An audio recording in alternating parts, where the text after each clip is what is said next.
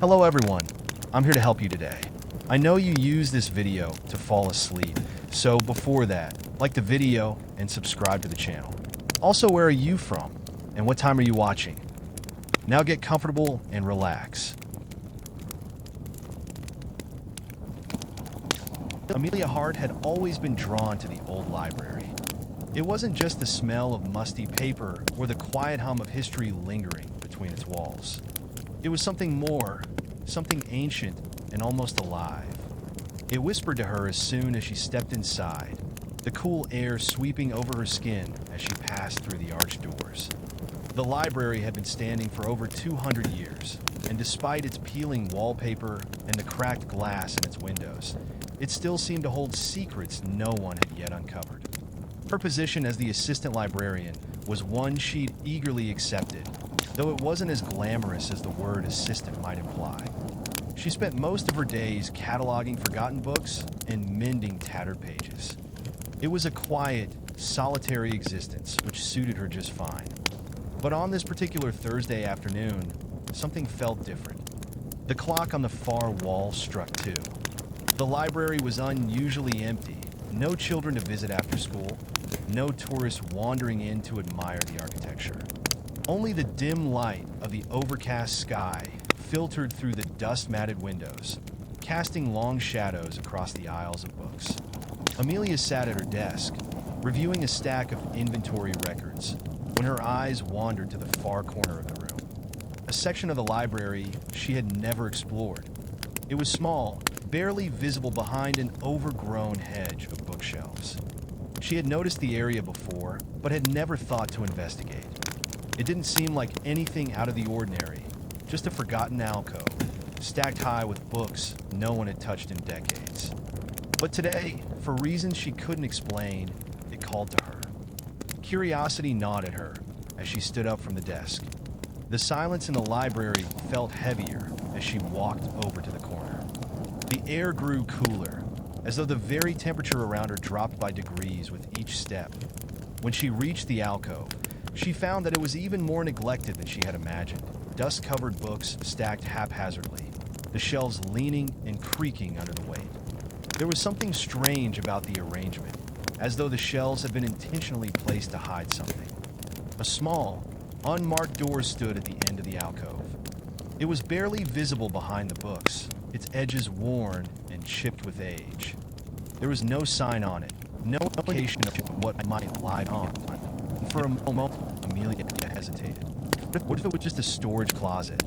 What if it led to nothing but more forgotten stacks of paper? But that whispering urge inside her, that relentless pull, nudged her forward. She reached out and gripped the cold brass doorknob.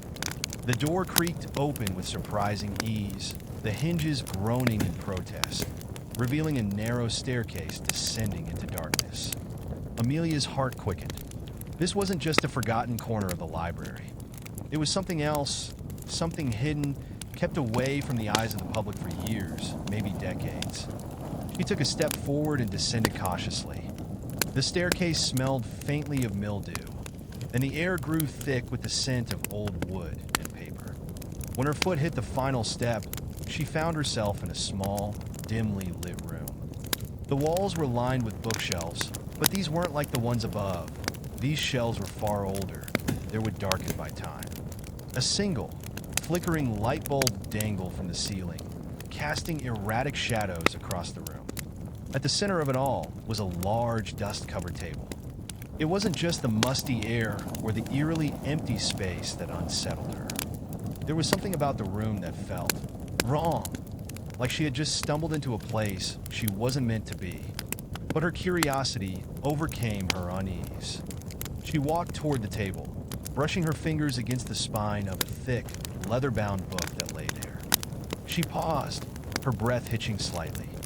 The book wasn't like anything she had seen in the main library.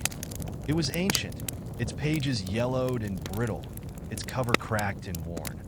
There was no title on the spine. Something about the book called to her. She gently lifted it and opened it to the first page. For a long moment, nothing happened. The page was completely blank. A feeling of disappointment washed over her. Was this just another forgotten manuscript, waiting to be discarded? But then, slowly, almost imperceptibly, a single word began to appear, written in elegant, flowing script. Henry. Amelia's breath caught in her throat. She blinked, thinking she had imagined it.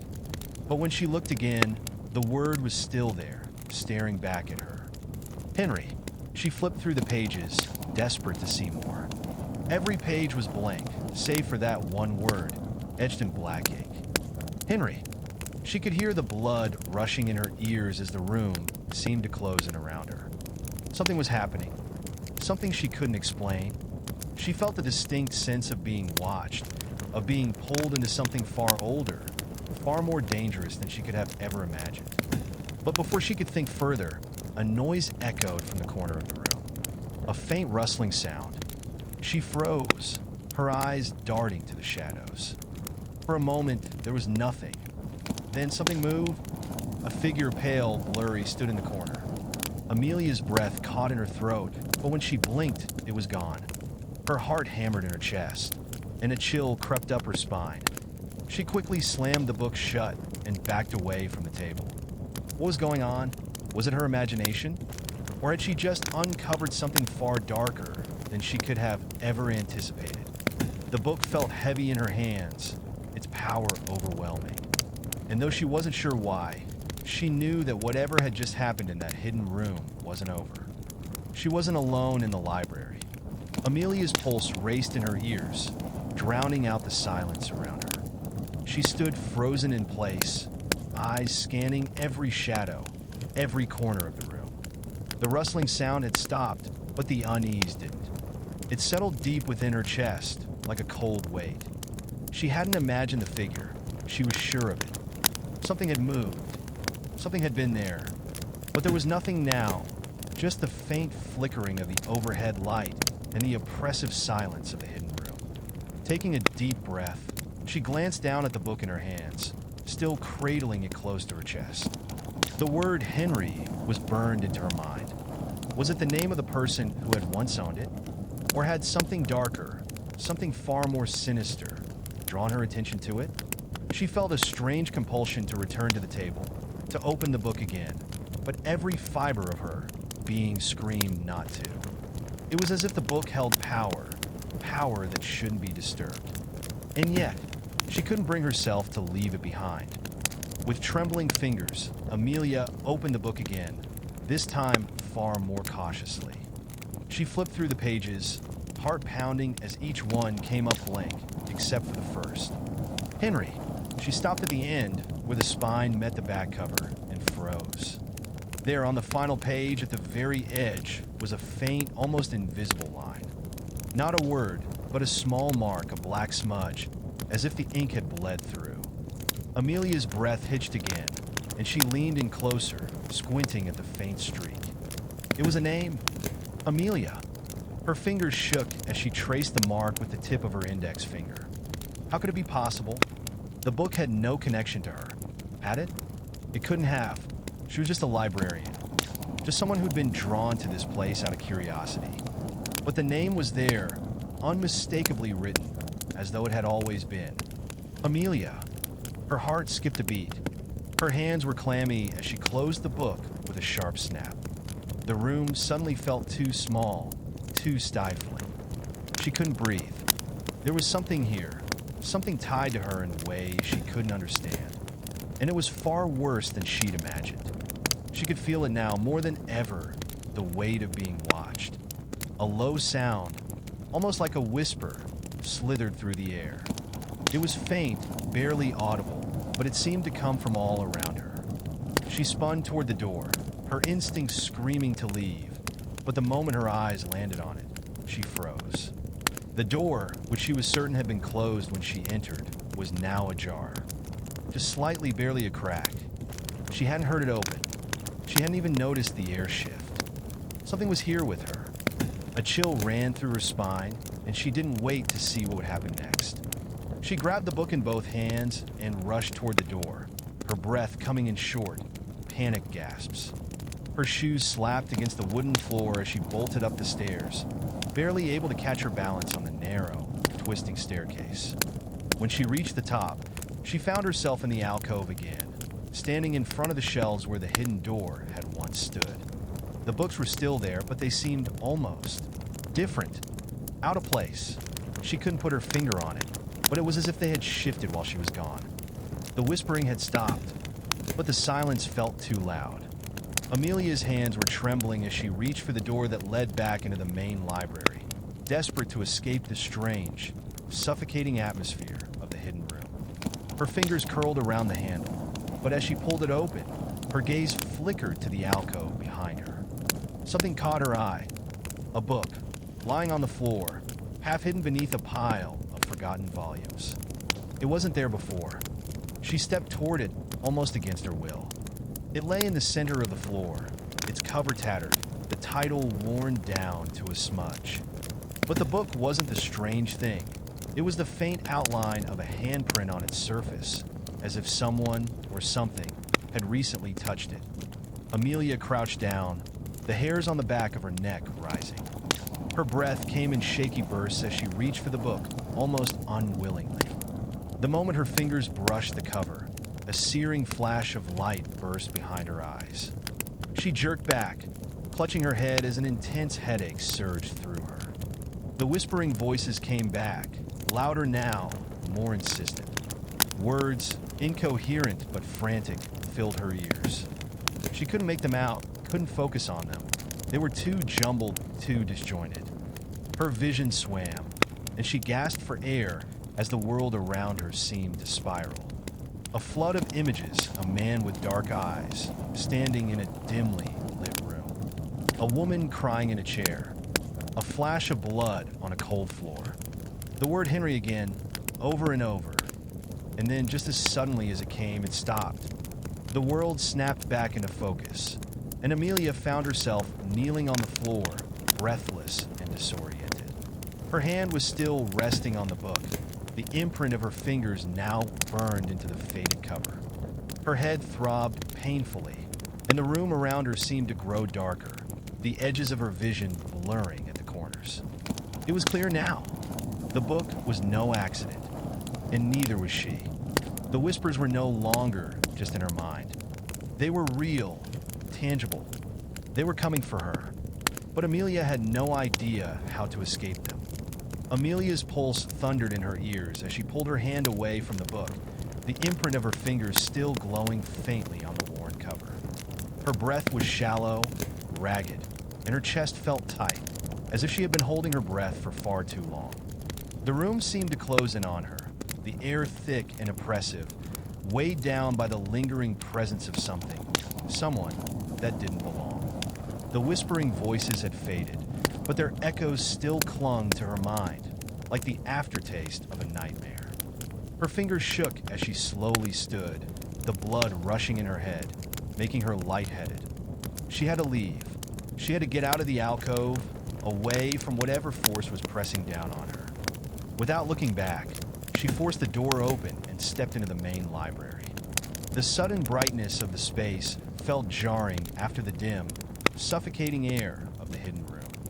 She was back among the rows of books, the comforting, familiar smell of old paper and dust filling her lungs. But the safety she once felt here was gone. Something had changed. The hairs on the back of her neck stood up. She could feel eyes on her, though she saw no one.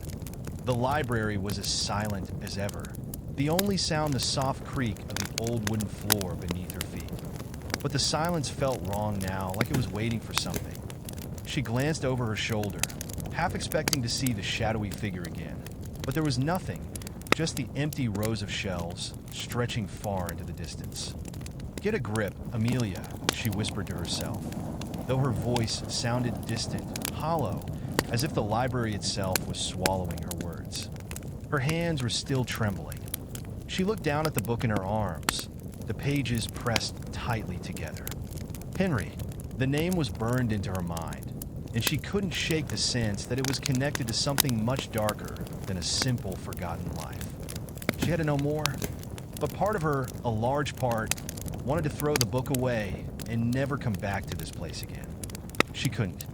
The pull was too strong. She turned and began walking toward the librarian's desk, her eyes scanning the rows of bookshelves. She had to get out of here, but she knew she couldn't leave without answers. Not yet. As she passed one of the aisles, something caught her eye. A single, misplaced book, its spine sticking out from the rest of the stack. It wasn't uncommon. Books were always falling out of place, especially in a library as old as this one. But the moment Amelia saw it, she felt her stomach drop. The book was familiar. It was the same as the one she had just discovered. Her footsteps faltered.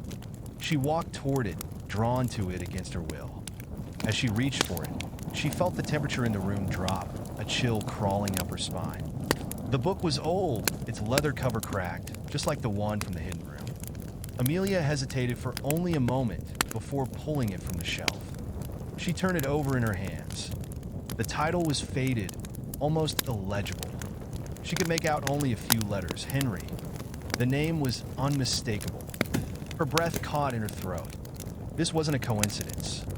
There was no way it could be. She hadn't seen this book here before. How could it have appeared on the shelf now, when it had been hidden in the alcove just moments ago? Her fingers shook as she opened the cover. And as soon as she did, the whispering returned. Faint at first, then growing louder, pressing into her ears like the clamor of 100 voices. She scanned the first page. It was blank, but this time, as her eyes swept across the page, the word began to appear again, written in the same flowing script. It wasn't just the name Henry, though. It was more. An entire sentence began to form beneath her eyes. Henry Price, last seen on the 12th of September, 1895. Disappeared without a trace, his name erased from history. Amelia froze. The sentence, it didn't make sense. The name, the date, there was something deeply unsettling about it. As though the words had power, as if they were pulling at the very fabric of reality itself. She turned the page. More words appeared, this time describing Henry's life in chilling detail. His family, his occupation as a historian, his strange obsession with the library, with finding books about forgotten people, people whose names were erased from records. People like him. She flipped through more pages, each one revealing fragments of Henry's story. But with every turn, it felt like something darker was creeping closer, filling the air with an oppressive weight. At the end of the book, the final page appeared, and there it was again. The name, Amelia, written neatly in the same ink as Henry's. But beneath it was a sentence that made her blood run cold. Amelia Hart will discover the library's secret on the 16th of February, 2025. Amelia staggered backward, her hand dropping the book in horror. Her mind raced as she tried to comprehend what she had just read. The date, the name, the future. Was she a part of this story? Was it possible that somehow she was destined to follow the same path Henry had, disappearing, erased from history, as though she had never existed? Her heart pounded in her chest, and she took a shaky step back, almost knocking over a nearby bookshelf. The room felt too small now, the air too thick. She needed to get out, needed to get away from the book, from the library, from whatever was watching her. But when she turned to leave, she stopped. The front door, the one she had entered through not even half an hour ago, was now closed, locked. Amelia's breath caught in her throat as her eyes fixed on the door. It was closed, shut tight, as though it had never been opened. She could have sworn she had left it ajar only moments ago, but now it felt as if the library itself had closed her in. The walls seemed to close around her, pressing in with a strange weight, a suffocating pressure that she couldn't shake. The whispers were louder now, as if they were speaking directly into her mind. 1,000 voices, all murmuring at once, blending into one low, guttural hum. She couldn't make out the words, but the sound was maddening, and it felt like it was coming from everywhere. From the walls, from the books, from the very air itself. She stepped forward toward the door, hoping it was just a trick of her mind. Maybe it was stuck. Maybe the library's old mechanisms had just jammed. She reached for the handle. and it was cold under her fingers, colder than it should have been, colder than it had ever felt. She pulled. It didn't budge. Her pulse began to race. She tugged harder, but the door didn't open. It was as if it was held shut by some invisible force, something powerful and unyielding. Panic surged within her chest, and she stepped back, spinning in a circle, her heart hammering in her ears. Her eyes flicked around the library. The bookshelves, the tables, the rows of shelves she had walked past only moments ago now seemed foreign to her. Everything felt wrong, out of place. The room was darker, the air heavy with a stagnant sense of dread. The whispers in her head grew louder, more insistent. You shouldn't have come back. The voice, clearer now, slithered through her mind like a serpent, cold and accusing. She whipped around, trying to locate the source of the voice. But there was no one there, just the empty rows of shelves, the shadows stretching long across the floor. You should have stayed away. The words were coming from within the walls now, reverberating with a force that made the very ground beneath her feet tremble. Amelia's eyes darted back to the book she had dropped earlier. It was still lying there on the floor, its pages now open to the very last entry she had seen. The sentence, her name, the date. Amelia Hart, she whispered aloud, her voice shaking. We'll discover the library's secret on the 16th of February, 2025. That was today. The date on the page was today. The weight of the words settled over her like a crushing weight.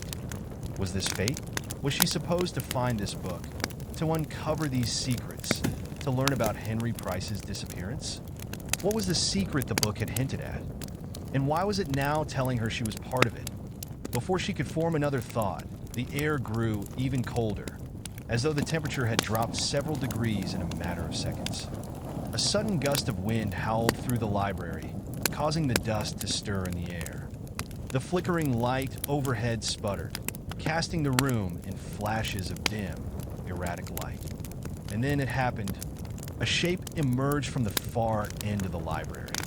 Slowly, it materialized from the shadows, an indistinct figure, just a blur at first, but growing clearer with each passing second.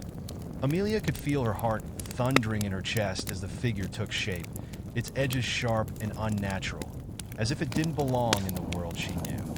The figure was tall, its outline shrouded in darkness, but its presence was unmistakable. A man, or something like a man.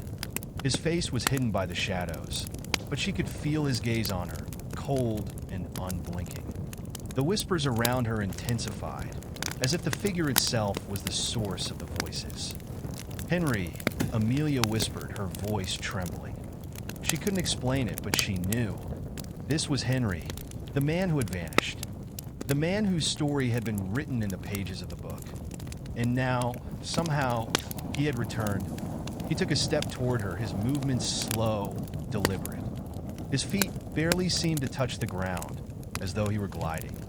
The temperature around her dropped even further, and her breath formed mist in the air. Henry, she repeated, stepping backward, her heart pounding. What do you want from me? The figure didn't answer. Instead, it reached out a hand, a long, slender hand, fingers outstretched, moving toward her as if beckoning her to come closer. For a moment, she stood paralyzed, caught between the overwhelming need to flee and the nagging sense that she was connected to this figure, to this place, in some way she couldn't fully grasp. Her eyes locked on the hand, and a strange compulsion took hold of her. She took one small step forward, drawn to it like a moth to a flame. Just as her hand moved toward his, the whispering stopped. The figure stopped. Amelia's breath caught in her throat. Henry, she whispered again, the name trembling on her lips. But before she could take another step, the figure vanished, disappeared into the shadows as though he had never been there. The temperature returned to normal, the air no longer thick with the cold, the whispers gone. She was alone again, or so it seemed. Amelia stood frozen, unsure whether what she had just experienced was real, or whether the library itself had somehow warped her perception of reality. Had she been hallucinating? Or had something truly moved through this space, something not of this world? Her mind was reeling, but she knew one thing for certain. Whatever was happening in this place, it wasn't over. It had only just begun, and there was no way out. Amelia's breath was shallow, the air thick with a sudden, oppressive silence. Her hand hovered in midair where the figures had been, and for a long, dizzying moment, she couldn't comprehend what had just happened. The darkness of the library seemed to stretch impossibly far in all directions, its once familiar shelves now looming like silent sentinels. She took a cautious step back, her mind racing to make sense of what she had just seen, or thought she had seen. Had it been real? The figure, the coldness, the whispers? No, it had been real. She was certain of it. She had felt it, the chill, the fear, the overwhelming sense that something was wrong with the world around her. Amelia turned her gaze back to the book, lying discarded on the floor. The name Henry still echoed in her head, but it was joined now by a new feeling, one of urgency. She couldn't explain why, but she knew she had to keep searching. She had to understand what had drawn her to this library, to this room, to this book. Something about the name, about Henry, felt like the missing piece of a puzzle she had never known she was trying to solve.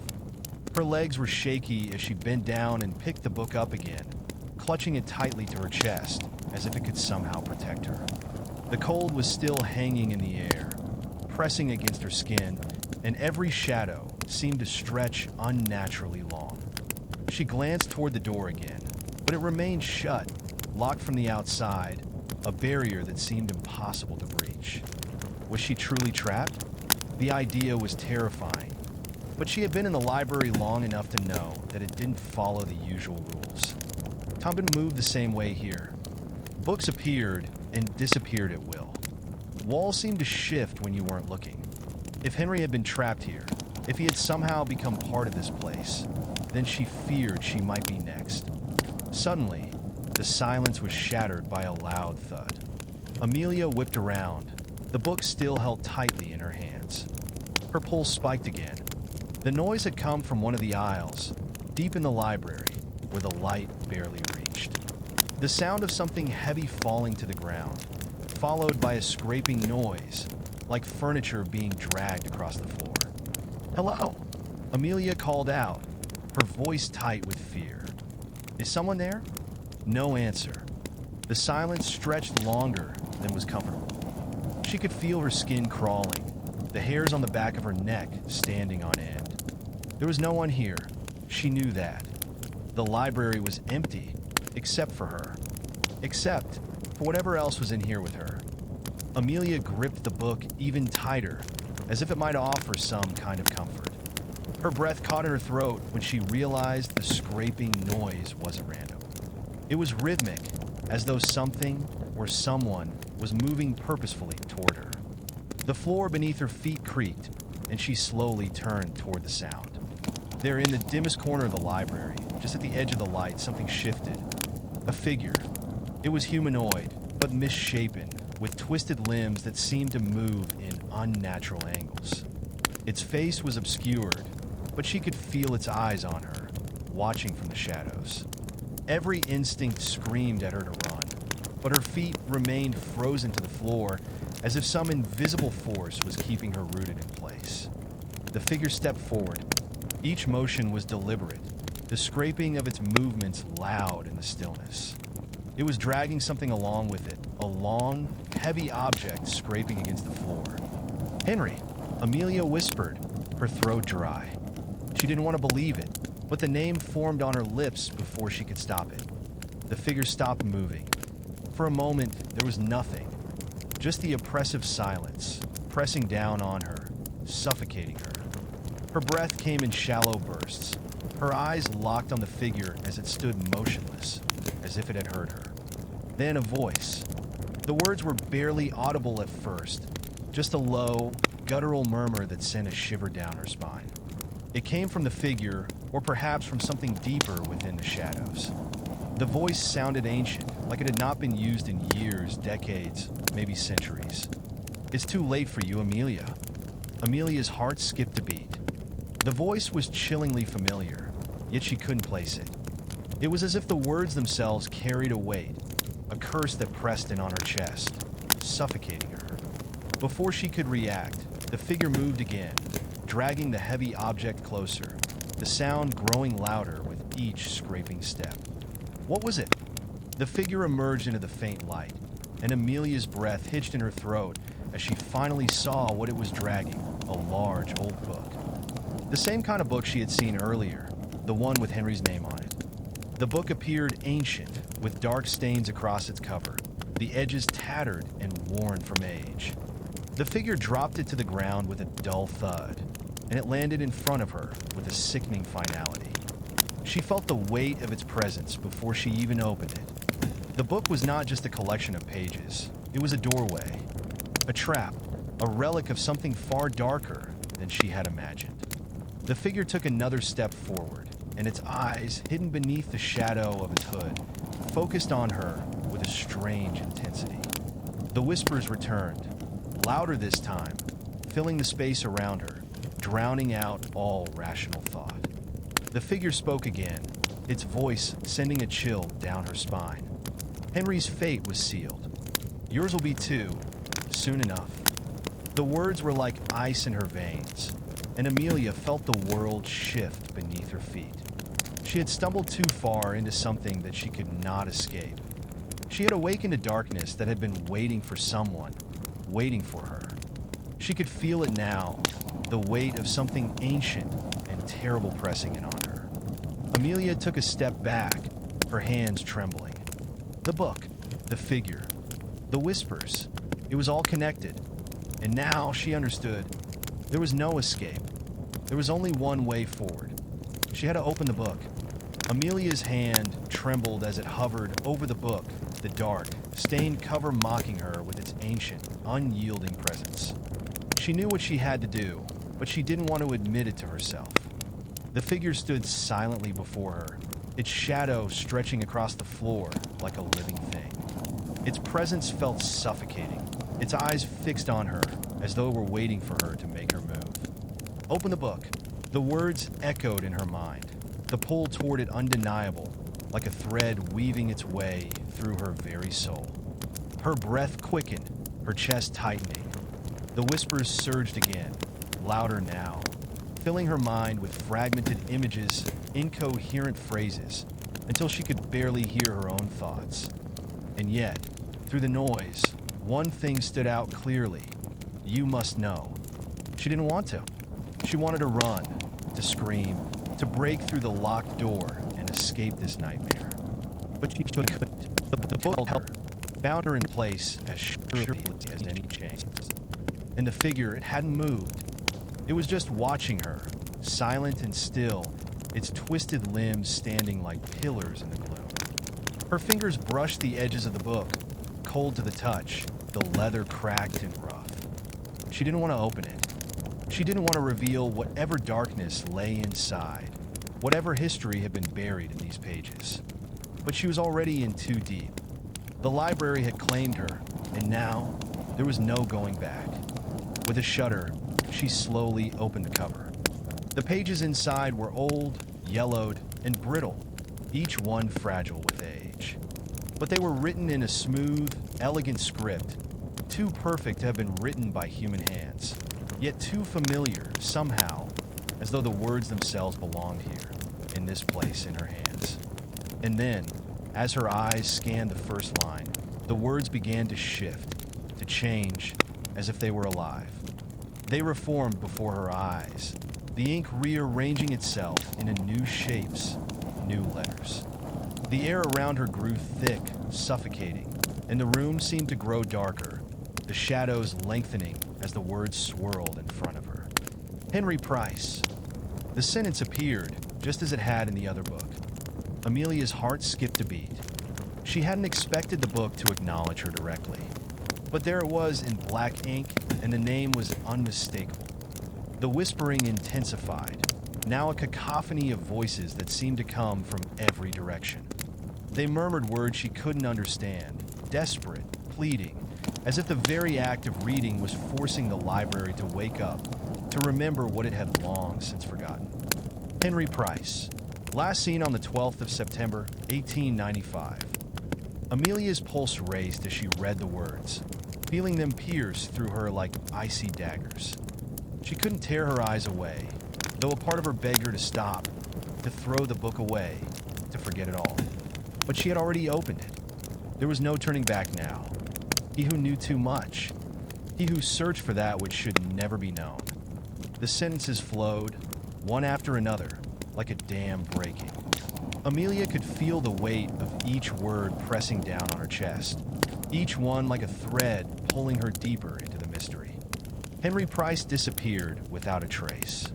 His name erased, his fate sealed by the library's curse. Amelia's breath hitched. There was again the curse, the one she had felt the moment she'd stepped inside the library, the one that had followed her, that had chosen her. But as she read on, a new sentence appeared in the margins, scribbled hastily, as though someone had added it in a panic. Amelia Hart will discover the secret on the 16th of February, 2025. Her eyes widened, and the world seemed to tilt, the air pressing against her, suffocating her. The date. Today. It was today. Amelia's hands shook violently, and she slammed the book shut, her breath coming in ragged gasps. She couldn't breathe. She could feel the library closing in on her, the walls stretching, warping, becoming something else entirely. The whispers were deafening now, crashing over her in waves, and her head spun with a rush of voices. You shouldn't have come. You shouldn't have looked. And then, as if in answer to her fear, the figure moved. It glided toward her, its movements jerky, unnatural. It was closer now, so close that she could see the strange, hollow darkness that filled its eyes. Its form seemed to flicker like a broken projection, and its limbs twisted at impossible angles. Amelia backed away, but there was nowhere to go. The library was a maze, and it had already begun to close in around her, trapping her. She was no longer in control. She was part of the story now, a story that had been written long before her birth, and the figure that haunted this place had waited for her. Henry, what happened to you? Amelia gasped, her voice cracking with fear. The figure tilted its head, the corners of its mouth stretching into something that almost resembled a smile. But it wasn't human. It was something far worse, something ancient. You'll understand soon enough, Amelia. The voice was different now, no longer the distant whispers in her head. It was clear, ringing with an eerie resonance. The figure reached out, its cold, bony fingers brushing her arm. The touch was like ice, freezing her skin as it slid down her arm, and for a moment, everything went still. Amelia's vision blurred, her body unresponsive, as if her very soul was being pulled toward the figure. She could feel herself being drawn into something dark, something that had been waiting for her, for this moment. And then, as the figure's fingers closed around her wrist, everything went black. Amelia's world dissolved into blackness, the darkness pressing in on her from all sides. She could no longer feel the weight of the book in her hands, no longer hear the whispers or the screeching scrape of the figure's movements. Everything was silent. The coldness that had clung to her skin moments before vanished, leaving her in a void of stillness. Her mind swirled, disoriented. Was she still in the library? Had she been transported somewhere else entirely? She couldn't remember when the shift had occurred, but now she was suspended in an inky abyss, floating, with no sense of up or down, no sense of time.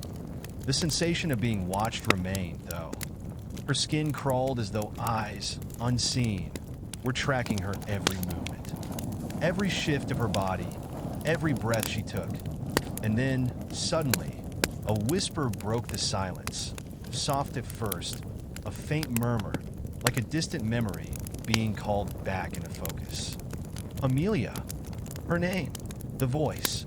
The same cold, ominous tone as before, but this time, it wasn't just the figure's voice.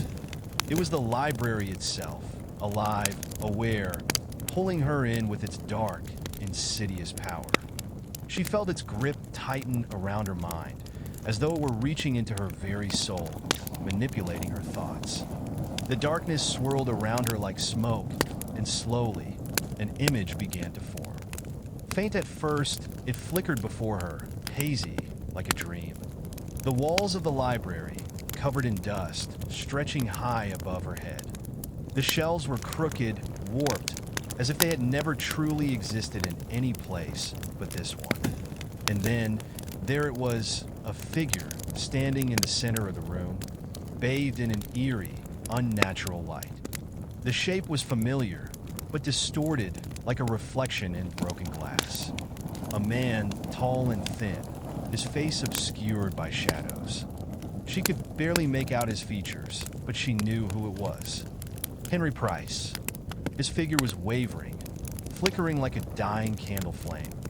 But he wasn't alive, not in the way she had imagined. He was something between worlds, a part of the library itself. Trapped. Henry, Amelia whispered, her voice shaking. The name felt wrong, as though it shouldn't be spoken here, in this place. His form turned slowly, as though he were made of smoke and shadows, until his hollow eyes fixed on her. She could feel the weight of his gaze, but his eyes, there was no warmth in them, only emptiness. A void, a place where nothing could escape. You shouldn't have come. The words were a warning, but they didn't sound like they were meant for her. They sounded like they were meant for him. Amelia's heart raced. She tried to move, to break free from the clutches of the darkness, but her limbs were frozen. She was trapped here, in this space between reality and the void. The figure, Henry, took a slow step forward, his distorted body moving with unnatural grace, as though he were walking through liquid. You don't understand. The voice was not Henry's anymore. It was something deeper, darker, something other. Amelia's breath hitched in her throat as the shadows around her shifted. The library, the shelves, the walls, they were changing, growing, becoming something else entirely. She could see the words now, carved into the walls, scrawled into the very fabric of the space around her, as though the library itself was a living thing, an entity that had been here far longer than she could imagine. The secret, the truth, the end of all things. The whispers flooded her mind again, louder now, more insistent. She could hear fragments of sentences, broken thoughts, images flashing past her too quickly to make sense of. The library was alive, and it was showing her something she couldn't fully comprehend. A history, a curse, a secret buried so deep, so twisted, that it had consumed everyone who had ever entered this place. And then, like a sudden strike of lightning, the truth hit her. Henry hadn't disappeared. He hadn't left the library. He had become part of it, like all the others. The books, the shadows, the whispers. It was all connected. Henry had known something he shouldn't have learned. And now Amelia was learning it too. The figure of Henry moved closer, his face twisting in a grotesque smile, the shadows around him growing darker, deeper, more alive. His voice came again, a low, rasping whisper that crawled into her very soul. You will never leave. You're a part of it now. Amelia's heart pounded in her chest. The weight of his words settled over her like a death sentence. The darkness around her grew more oppressive, the walls pressing in on her. She tried to scream, but no sound came. She couldn't even move. The force of the library, its will, had her trapped, consumed by its ancient, twisted power. And then, just as suddenly as it had begun, everything went quiet. The oppressive weight lifted, and Amelia found herself standing in the center of the library once more. The shelves were unchanged, the book still in her hands. The figure of Henry had disappeared, but something was different. The air was thick with the remnants of what she had seen, the knowledge of the curse now seared into her mind. She knew now, the library was no longer just a building of books. It was a prison, a place of eternal torment, where the souls of those who had uncovered its secrets were bound, trapped forever in its endless corridors. She wasn't alone. She never had been. Amelia's gaze flicked to the door, still locked. And then she realized something far more chilling. She was never meant to leave. The truth had already consumed her. Amelia's pulse thudded in her ears, the silence pressing in around her as the weight of what she had just learned settled like a heavy stone in her chest. The door, still locked, seemed to mock her with its presence, the brass handle gleaming faintly in the dim light. She couldn't bring herself to approach it. It wasn't the door that was keeping her here, she realized. It was something far worse, something far more insidious. The library. It wasn't just a place, it was a sentient thing. It had been alive long before Henry Price, long before anyone had ever dared step foot inside. And it had been waiting for someone to uncover its secrets. Someone like her. Amelia's hand trembled as she clutched the book, its pages now heavy with knowledge she wasn't sure she could bear. She had read the words. The library had shown her the history of what had happened to those who came before her. It had consumed them, erased them, trapped them in the walls, in the books, in the darkness. But she had seen it. She had seen Henry Price, or what was left of him. She had heard the library's voice. She had felt the power it wielded, and now there was no escaping it. She wasn't sure how much time had passed, moments, hours, days, but she was aware of a growing sensation. The longer she stayed in this place, the more it began to feel like she was fading. The air seemed to thicken with each passing second, the world around her becoming less tangible, less real. The shells that had once felt solid now seemed to shimmer, like they were slowly dissipating into the ether. The library was shifting. Just as it had changed around her before, it was changing again, and she could feel it in her bones.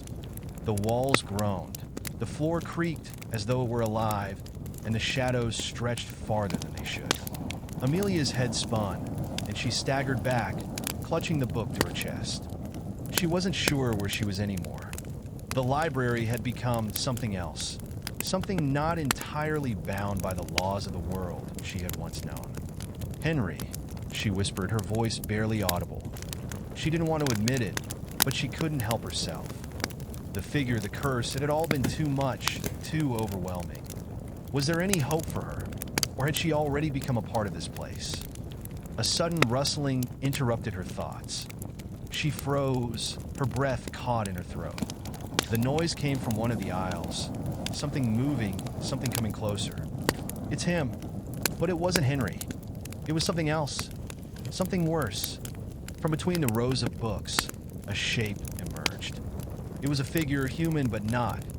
It was twisted, its features obscured by shadows, its body bending in ways that defied reason. The figure's limbs were long, unnaturally elongated, its hands dragging the floor as it approached her, dragging behind it something that left a dark trail across the floor. It was not a book this time, but something far more grotesque. The shape stopped in front of her, its head tilting to the side like a curious animal, its hollow, black eyes staring directly into hers. It didn't speak. It didn't need to. Amelia's mind screamed at her to run, but her body refused to move. She was paralyzed, rooted to the spot by an unseen force. The figure's hollow gaze drilled into her, as though it could see into the very depths of her soul. A low growl rumbled from deep within its chest, and Amelia could feel her heart thundering in her ears. The figure raised a hand, its fingers impossibly long, its nails sharp and black like the claws of some predatory creature. It reached out toward her, the touch as cold as ice, and for a brief, terrifying moment, it felt like the very air had been sucked from her lungs. Then, the figure whispered, no, screeched, its voice like nails on a chalkboard, raw and grating. You belong to it now. There is no escape. The words were suffocating, twisting through her mind, filling her with a fear so deep that it felt like her very blood had turned cold. She could feel the presence of the library around her, its ancient power pressing down on her from all sides, its will wrapping around her like a noose. But something inside her snapped. She wouldn't become like them. She couldn't give in. With a sudden surge of adrenaline, Amelia yanked her arm away from the figure's grasp. The coldness that had gripped her evaporated, and she stumbled backward, her heart racing as the world around her seemed to warp again. The bookshelves groaned in protest, as if the entire library were about to collapse in on itself. "No! No! And no!" she shouted, her voice cracking with the strain. She raised the book in her hand, holding it up as though it were a weapon, though she didn't know what good it could possibly do. The figure, the shadows, the library, they all knew the truth.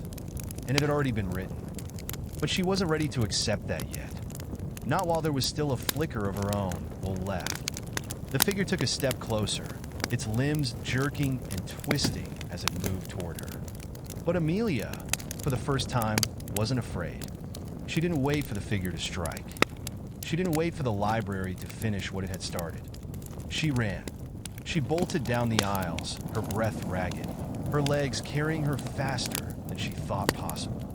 The shelves seemed to stretch and warp before her, the shadows reaching out to grab her, but she didn't stop.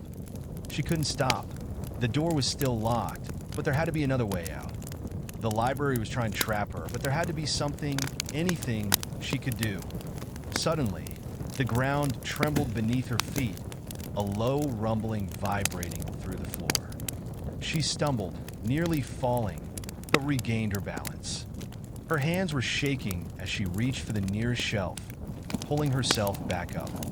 And then she heard it, the sound of the door unlocking. The rush of cold air from beyond the door hit her like a wave, but she didn't hesitate.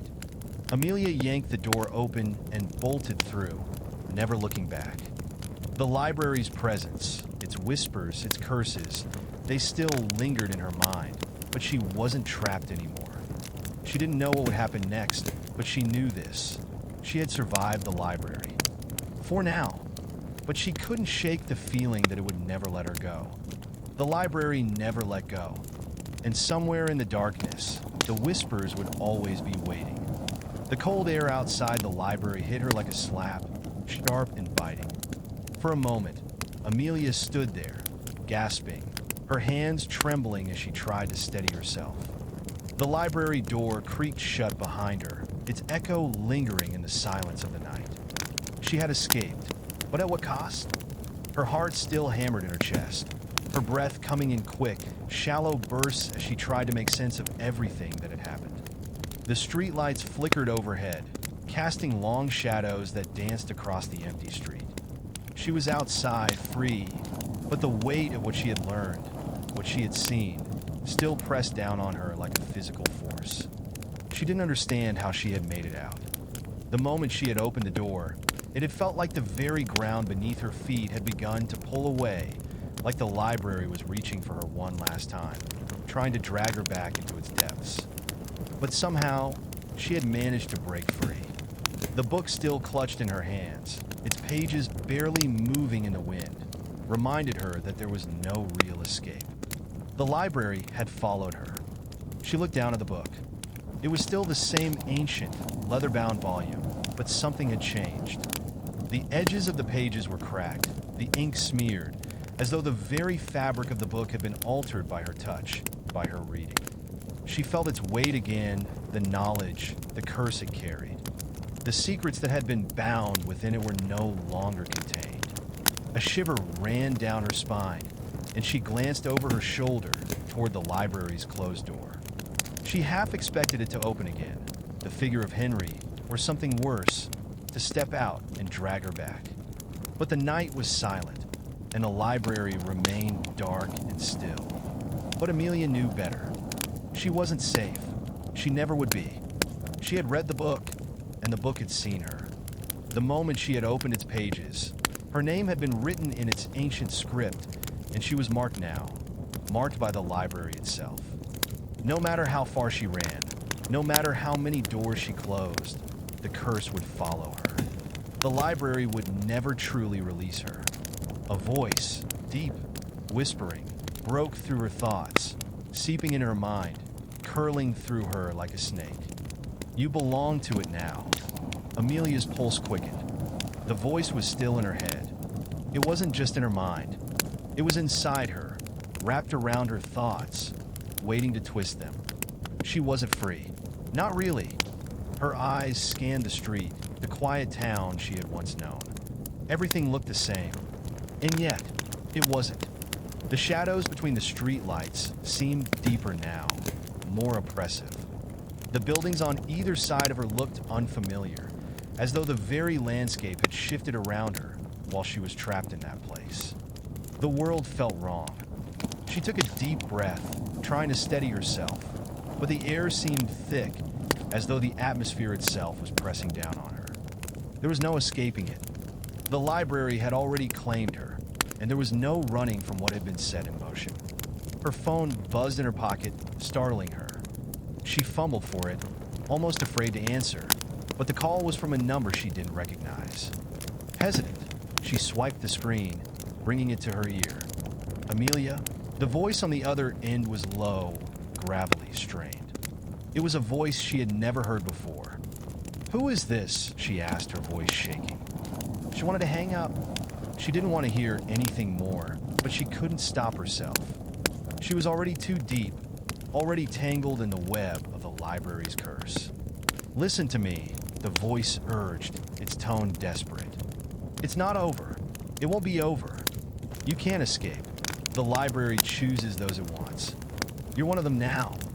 Amelia's throat tightened. She felt her knees begin to shake. The voice, the words, it was real. The thing that had been following her, whispering in her mind, had found her again. It had always been there, always watching. "No," she gasped. "No, please. You should have left when you had the chance," the voice continued, growing fainter. "It's too late now. You're already part of the story. There's no escape from them." The line went dead with a sharp click, and the phone went silent in her hand. Amelia stood there, frozen in place, her heart pounding so loudly she could barely hear herself think. She was alone, but she knew she wasn't truly alone. The library's curse had followed her here, and it would never stop. She could never go back to her old life, to the world she had known before. The figure, the thing in the library had been just the beginning. There were worse things there, darker forces waiting for those who dared uncover the library's secrets. And they would never stop hunting her. With a sinking feeling in her chest, Amelia realized that she hadn't escaped at all. The library would always be there, just a step behind her, in the shadows of her mind and the corners of the world. She glanced down at the book again. It knew her, and now she would have to live with it forever.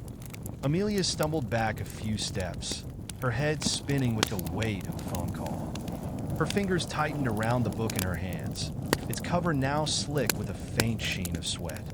She had hoped, desperately hoped, that maybe the outside world would be a refuge.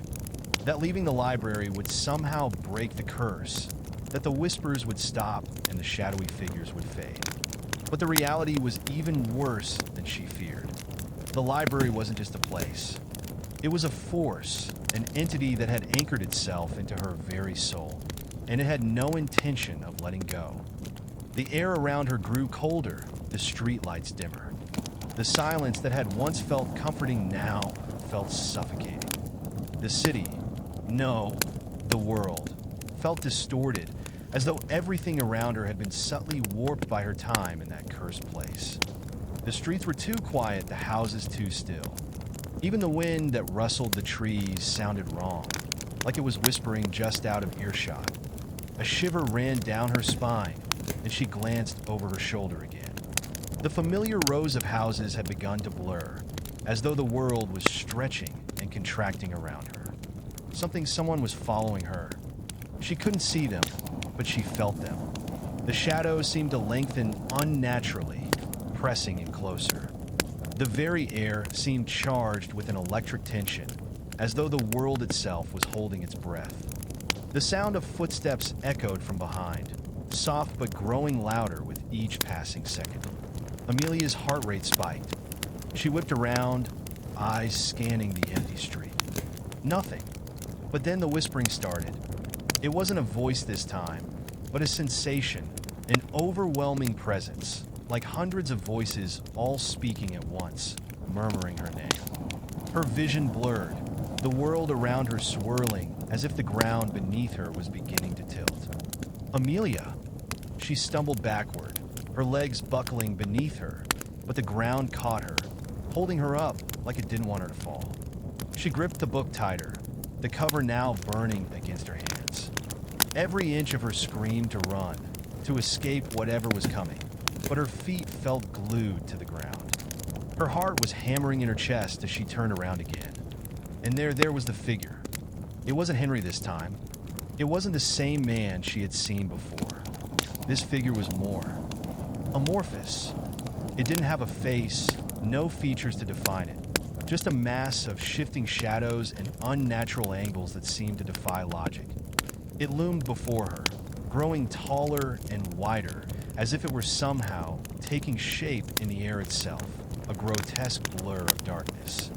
The air around her crackled with an unnatural energy, her skin prickling as though the figure was feeding on her fear, using it to grow more solid. It was the library, its malevolent presence wrapped in the form of a creature from her nightmares. You cannot outrun it, the thing hissed, its voice a horrible distortion, like 1,000 whispers all mashed into one. Amelia's breath caught in her throat. She wanted to scream, but the words wouldn't come.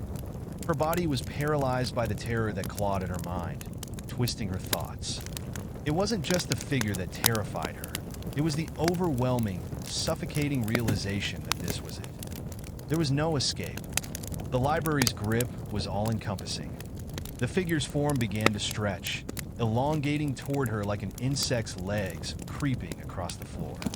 She staggered back, her feet finally obeying her frantic desire to flee. She couldn't look away, though.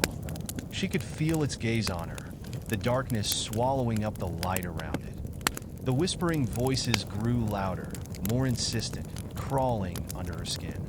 You were never meant to leave. It was the same phrase she had heard before, but now it carried a new weight. The library had always known. It had always planned for her to be part of its collection, a new addition to its endless shelves of broken souls. And she had given in. She had opened the book. She had sealed her fate. But Amelia didn't have the luxury of surrendering. Not yet. Her survival instincts kicked in again, and she pushed herself harder, running now, her body propelling her forward with a single goal: escape. She could hear the thing behind her, shifting, slithering, like it was dragging itself across the ground, moving faster than she could, like it was always one step ahead. But she pushed through the terror, sprinting as fast as her legs would carry her, until she reached the edge of the street. She didn't look back. She couldn't. She had to find a way to stop it. As she reached the park at the end of the block, she spotted a familiar figure ahead, a shape that seemed to be waiting for her, standing still, as if it had been expecting her all along. It was another person. Henry. Amelia's heart skipped a beat as she rushed toward him, relief flooding her chest. She had to speak to him. She had to understand what was going on, why he had been part of this curse.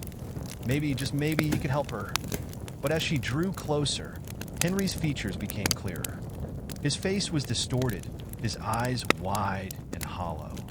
His mouth hung open in a silent scream, his entire body trembling as if something inside him was pulling him apart. And then, just as she reached him, he turned his head slowly, unnaturally, to look at her. "You should have left."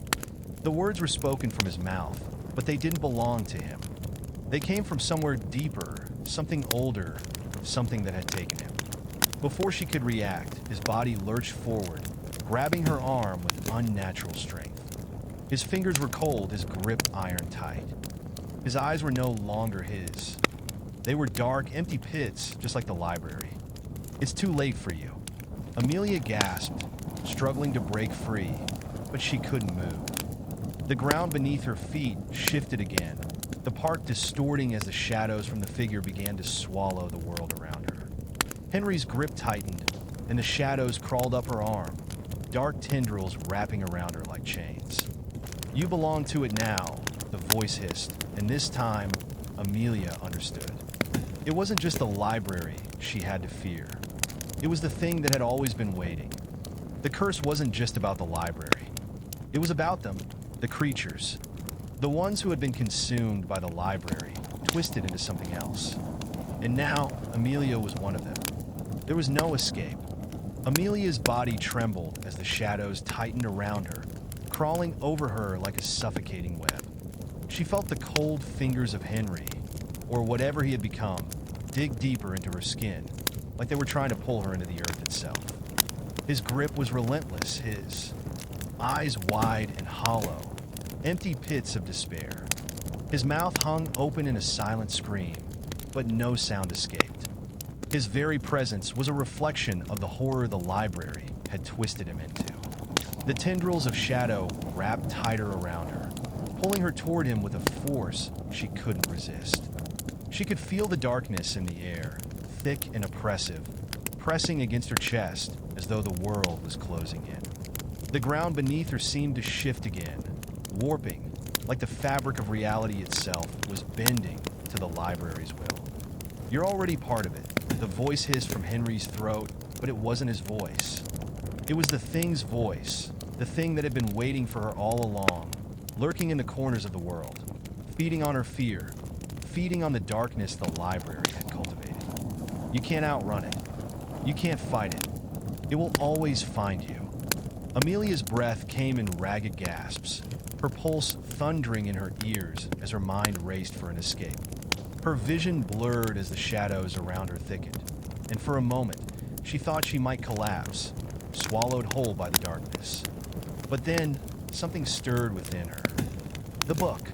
The cursed book she still held in her hand, its pages fluttering as if it were alive, as if it were reacting to what was happening. The whispers inside her head, the voices of the library, of all the souls trapped within it, grew louder, more frantic. "Remember what you saw," they whispered. "Remember the key." Amelia's heart skipped a beat. The key, the thing she had seen in the library. The moment she had opened the book, there had been something buried within the pages, something she hadn't fully understood until now. She hadn't just opened a book. She had awakened it. The curse wasn't just bound to the library itself. It was bound to the books, the pages, the very act of reading. The key. What was it? A flash of memory hit her like a wave. A single word, a phrase that had stood out among all the others. The binding. The binding that kept the library from consuming the world outside.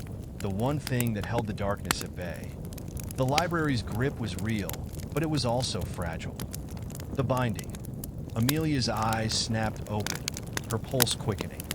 It wasn't a curse, not entirely. It was a seal, a barrier, a safeguard meant to keep the library's horrors contained.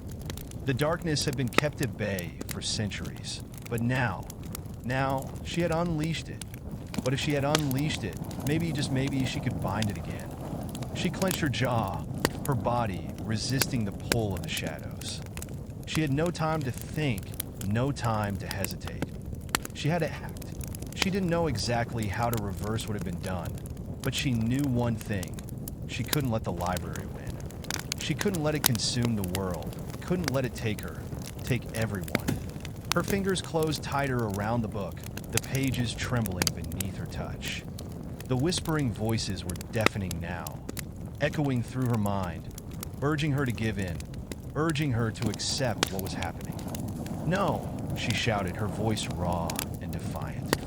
"I won't let you take me. I won't become like them." She turned the pages of the book with trembling hands, searching, desperately, searching for that word. That phrase, the one thing that could undo everything. The binding. It had to be in here somewhere. There had to be a way. She flicked through the pages, her hands shaking as the words blurred in front of her. The library's hold on her was tightening, pulling her toward the figure of Henry, pulling her into the shadows that threatened to devour her whole. Then there was a passage, faint and almost hidden beneath the layers of ink. A line of text that seemed to pulse with an unnatural energy.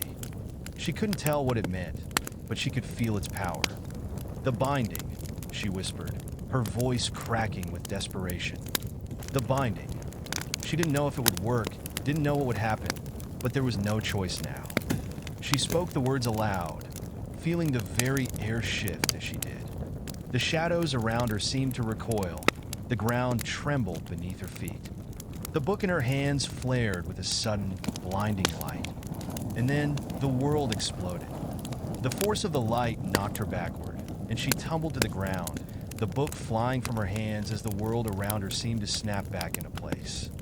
She gasped for air, the sound of her own breathing ragged and desperate.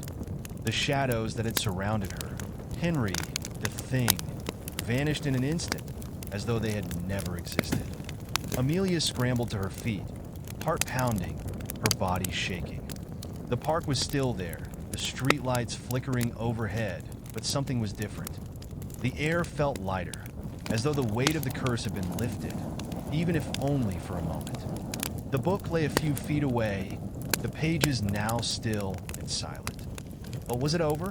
Could it really be over? Amelia took a step toward the book, her fingers hovering just above it, afraid to touch it again.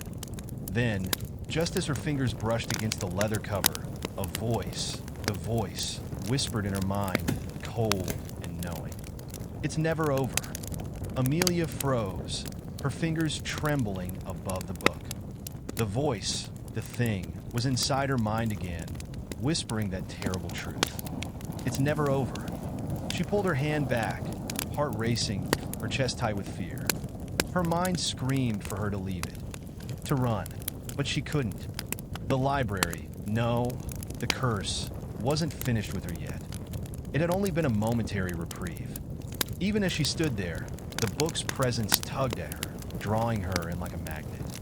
With a deep, steadying breath, she forced herself to reach for it again, her hand closing around the cool, weathered leather. As her fingers made contact with the book, the world around her shifted. It was subtle at first, like the air had thickened, becoming harder to breathe. Then, the ground beneath her feet trembled slightly, and a low, distant hum filled the air, vibrating through the soles of her shoes. Amelia's eyes widened. The park, the street, even the sky above her seemed to distort, like something was bending reality, reshaping the world around her. The shadows crept back in, stretching unnaturally across the ground, inching toward her, growing longer and darker. Something was coming, and it was coming fast. A surge of panic flooded her, and she backed away, clutching the book tightly to her chest. She didn't know how to stop it, how to fight back. All she had done was delay the inevitable. Whatever power the book had once held, whatever force it had been keeping contained, it was breaking free. Suddenly, she heard footsteps again.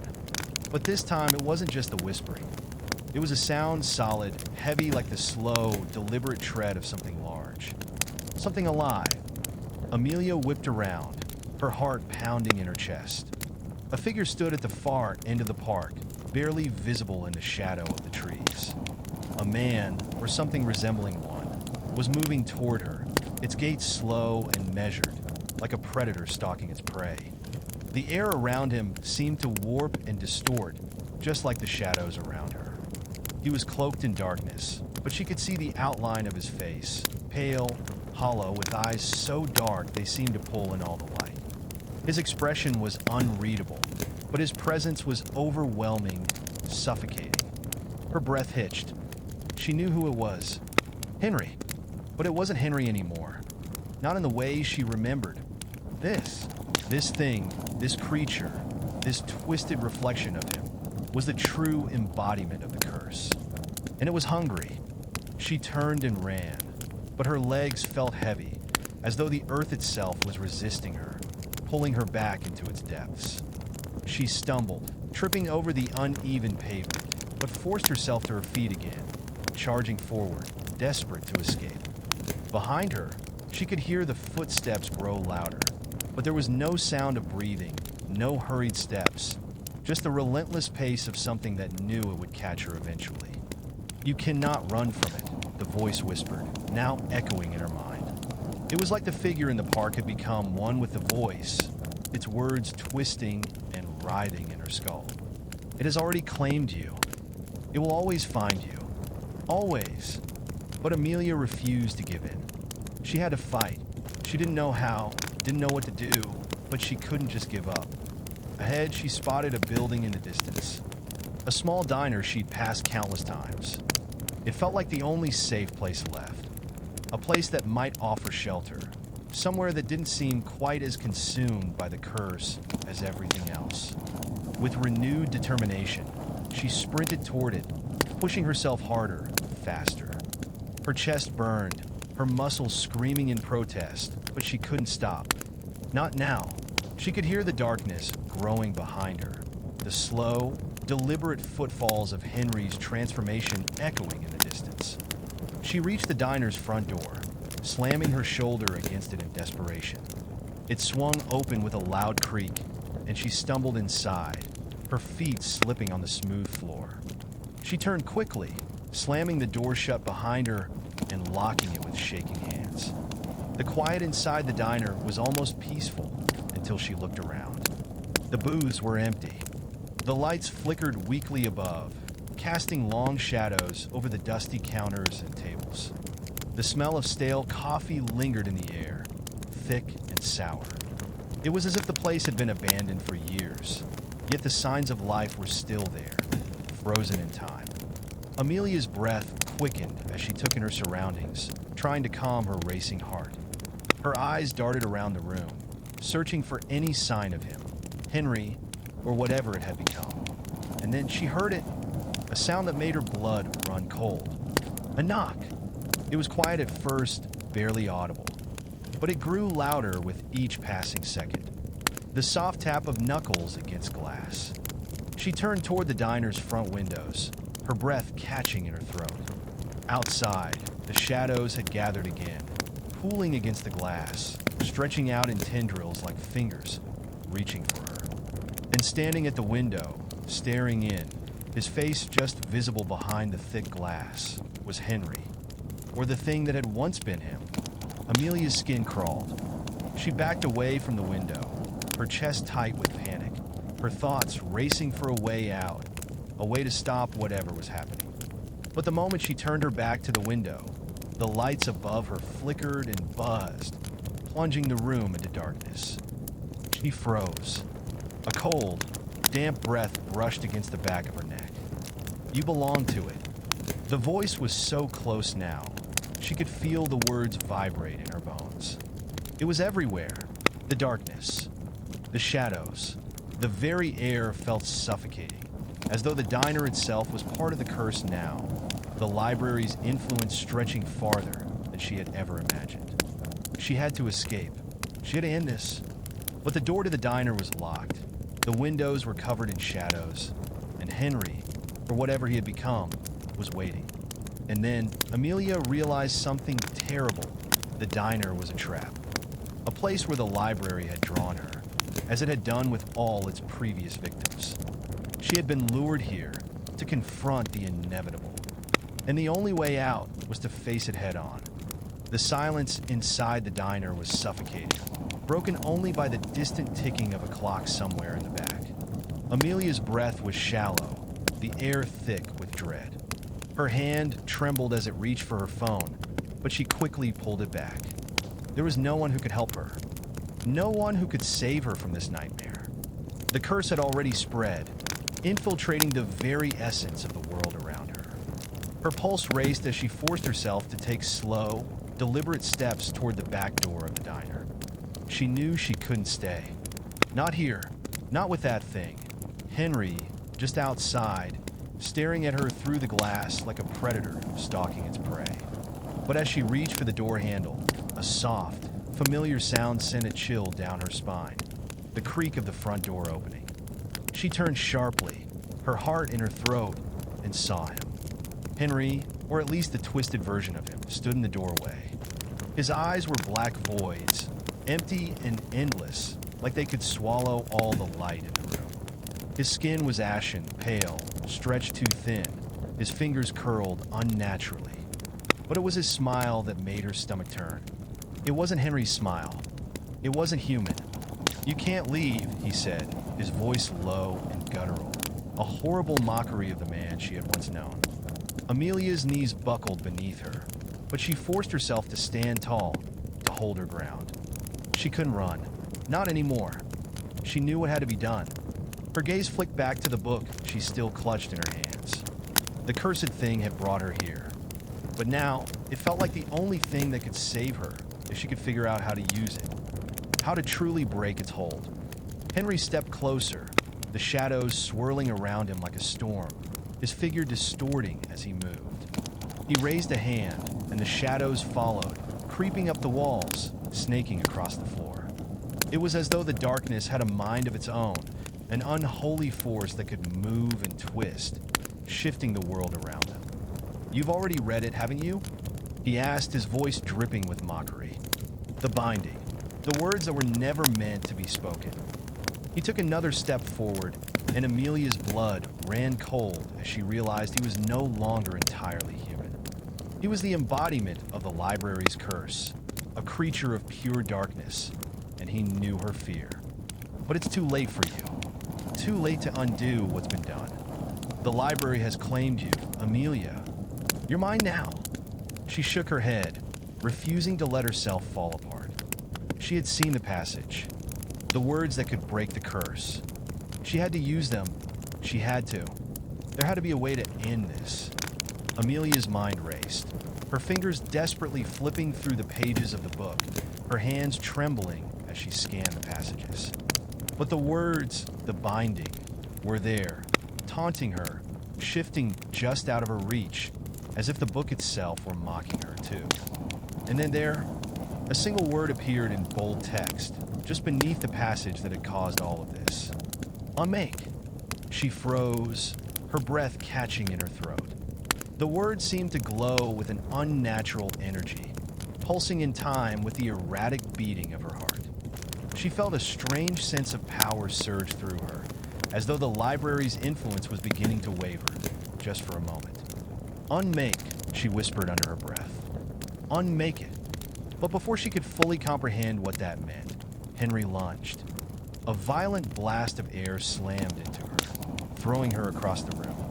The book flew from her hands and landed with a thud on the floor several feet away. She gasped, struggling to push herself up, but Henry was already there. His hand shot out, grabbing her wrist with terrifying force, pulling her close until his face was inches from hers. "Do you think you can fight me?" His voice was distorted, twisted, as if it came from everywhere at once. The darkness around him was almost tangible now, as though it had substance. It was like he was becoming the shadow itself. "You're already mine. You can't escape what you've awakened." Amelia felt the pressure building in her chest, the weight of the curse pressing in on her, trying to suffocate her. The book, the key, was out of her reach. The shadows seemed to crawl over her skin, slipping beneath her clothes, cold and relentless. But then she remembered something Henry had said. The library had been bound, sealed. She had only unleashed it, and she had already seen the word. She had already found it. The key to everything. Unmake. Unmake this, Amelia said, her voice trembling at first, but growing louder with each word. Unmake the curse. She forced herself to her feet, despite the intense pressure in her chest, despite the crushing darkness. Henry's hand gripped her tighter, but she ignored it, focused only on the words. She had seen them. She had read them. And now, she had to make them real. The shadows that surrounded Henry began to writhe, pulling at him, fighting against the power that Amelia was beginning to unleash. He snarled, his face contorting in anger, but Amelia felt the strength surging through her, a force that was pulling the darkness apart, unraveling the curse that had claimed him. Unmake it, she screamed, her voice raw and desperate. The words burned in her throat, but they were powerful, alive. The air around them crackled, and the world seemed to shift once again. The diner's lights flickered violently, casting long, erratic shadows across the walls. The temperature dropped, and Amelia's breath became visible in the cold air. And then, as though the very fabric of reality itself had been torn, the darkness shattered. A blinding light filled the room, so bright that Amelia had to shield her eyes, her arms instinctively rising to protect herself. The sound of ripping fabric, the tearing of reality, was deafening, and the shadows recoiled in horror. For a brief, heart-stopping moment, Amelia thought she saw a glimpse of the library itself, its vast, endless rows of books, its twisted, malignant presence threatening to consume everything. And then, with a final, agonizing roar, the light overwhelmed it all, and the diner fell silent. Amelia stood there, her hands trembling, gasping for breath, as the darkness faded, leaving only silence behind. She glanced around the diner, her heart still pounding, but it was over. She had done it. The curse had been broken. Or had it? As the light dimmed, Amelia's gaze shifted toward the book, now lying quietly on the floor. The pages were blank. No words, no dark presence. But deep down, Amelia knew there was always another chapter. The curse might be broken for now, but it was never truly gone. Amelia stood motionless, her breath still ragged as she took in the eerie quiet of the diner. The once crippling weight of the darkness had lifted, leaving behind a strange, hollow emptiness. The walls were no longer pulsating with the shadows that had haunted them. The air, while still cold, felt less oppressive. She glanced around, unsure of what to make of the sudden stillness. The book, which had been the heart of the curse, lay on the floor, its pages empty now, like a lifeless relic. For a moment, she thought it might be a sign of victory. She had broken the curse, or so she hoped. She'd seen the shadows recede, heard the howl of anguish as the darkness was torn apart. She had spoken the words, the binding words.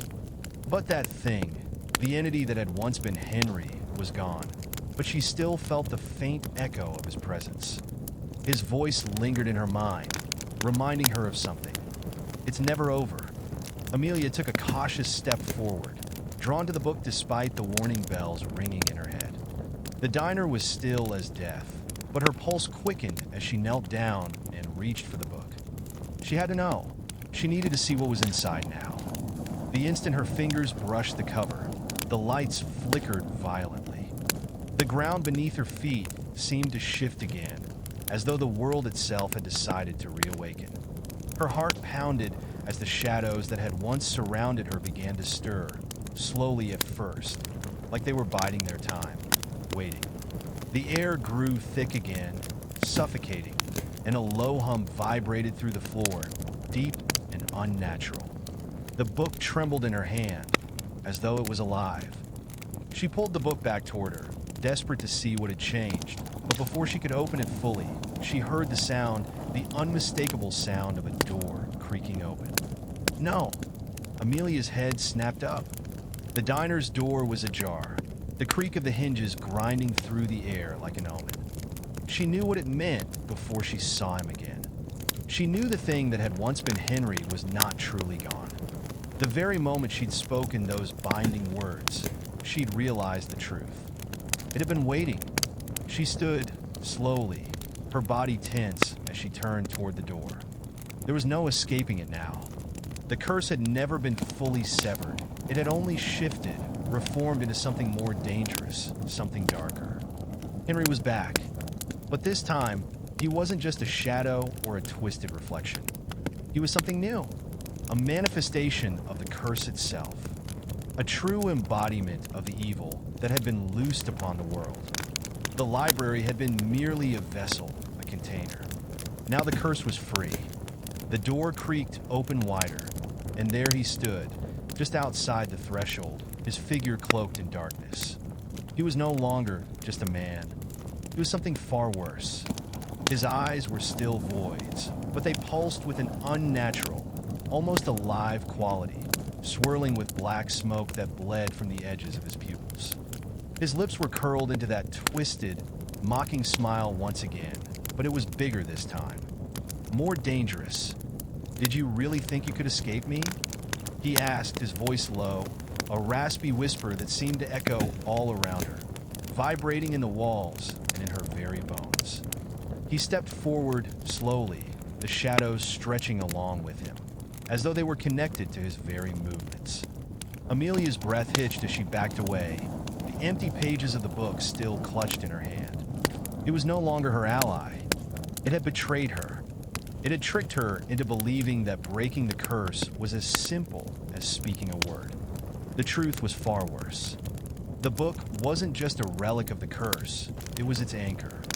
The binding wasn't meant to be broken, he continued, his voice now cold, his tone as unyielding as the darkness around them. You've only given me form. You've become part of the library now. You belong to it, and it belongs to me. Her stomach twisted with dread as the shadows reached for her once more, curling around her legs, pulling at her like a heavy weight. She struggled, but the shadows were relentless. She felt them crawl under her skin, burrow into her very soul. The darkness was suffocating, wrapping tighter and tighter with every breath. But Amelia's fear didn't paralyze her. She could feel it now, the power, raw and desperate, that had begun to build inside her when she read those words. The curse had turned her into a vessel of sorts. She had become one with the library, its power, its force, but that didn't mean it had to control her. She could control it. With every ounce of her remaining strength, Amelia tore her eyes from Henry's malevolent gaze and focused on the book again. Its pages were still blank, but she knew now that it didn't need to be full of words.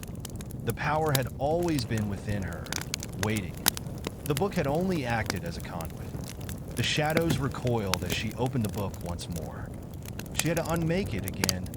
Unmake this. The words ripped through her throat like a spell, and with a deafening crack, the air around her exploded with light. It was like she had set fire to the very fabric of reality. The shadows writhed and screamed, their forms distorting, unraveling like threads. Henry let out a guttural scream, his body trembling as the darkness clawed at him, fighting against the pull of her power.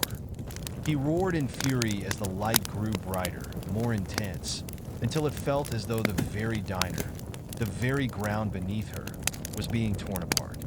The shadows around her twisted, fighting, but they couldn't withstand the force that Amelia had become. With one final, guttural shout, Henry, the creature that had once been him, was consumed by the light. The shadows collapsed, dissipating into nothingness, and Amelia fell to her knees, the book falling from her hands. For a moment, the world stood still. And then, just as the light faded and the shadows were gone, Amelia realized the truth. The library's curse, the horror she had fought so long to escape, were not gone. They were locked, contained once more, but the darkness still lingered. It would always be there, waiting, and so would she. Amelia sat on the floor, trembling, her body shaking with exhaustion. The light had faded, but the cold still clung to her, the remnants of the curse's power wrapping itself around her like a suffocating fog. The diner, once again silent, now felt hollow. It had been empty, not just shadows, but of life. The air was still heavy, thick with a quiet that was unnatural. The reality around her felt off-kilter, like the world hadn't quite realigned after the violent tearing of the curse. The book lay just a few inches from her hand, its pages still blank, but Amelia knew it was no longer a simple object. It wasn't just a book anymore, it was an anchor, a prison, a bridge to something much darker. And now, the darkness itself was waiting. She didn't know if it had truly been destroyed. She doubted it. No, the curse was far too ancient, far too malevolent to be wiped away by the flick of a few words. It had been bound, yes, contained for the time being, but its influence still lingered, and she had the unsettling feeling that its presence would never fully fade. It was inside her now. It had touched her. The shadows had marked her. Her breath was shaky, her mind reeling as she slowly pulled herself to her feet. The diner was no longer a sanctuary. She couldn't stay here. There was no safety left anywhere. The darkness had touched everything it had passed, and she could feel its grip tightening on her, pulling her back into its depths. Her eyes flickered to the book once again, its pages now completely empty. Was that all it took? A few words? Had she truly ended it? Or had she only delayed the inevitable? As if in answer, the air seemed to stir. The quiet became unsettling, like something was stirring beneath the surface. Something that wasn't quite visible, but undeniably there. Amelia's gaze snapped to the door again. The creak. The door, still slightly ajar, groaned as though something was testing its weight, nudging it open just enough for a silhouette to stand in the threshold. She didn't need to look closely to know who it was. Henry's presence lingered in the air, like the echo of a storm just after the thunder had cracked. She could feel him there, a malevolent force, still tethered to the world through the curse, still waiting. Amelia's hand shot out, gripping the edge of the counter as if it would steady her, but it only made her heart race faster. The air around her thickened once more, suffocating in its heaviness, and the shadows began to coil, crawling along the walls like snakes. She wanted to scream, to run, but she was paralyzed, rooted to the spot, staring at the figure that loomed just beyond the door. His eyes, those dark, hollow voids, locked onto hers as he stepped into the diner. "You think it's over?" he said softly, his voice resonating with a darkness that seemed to echo through her bones.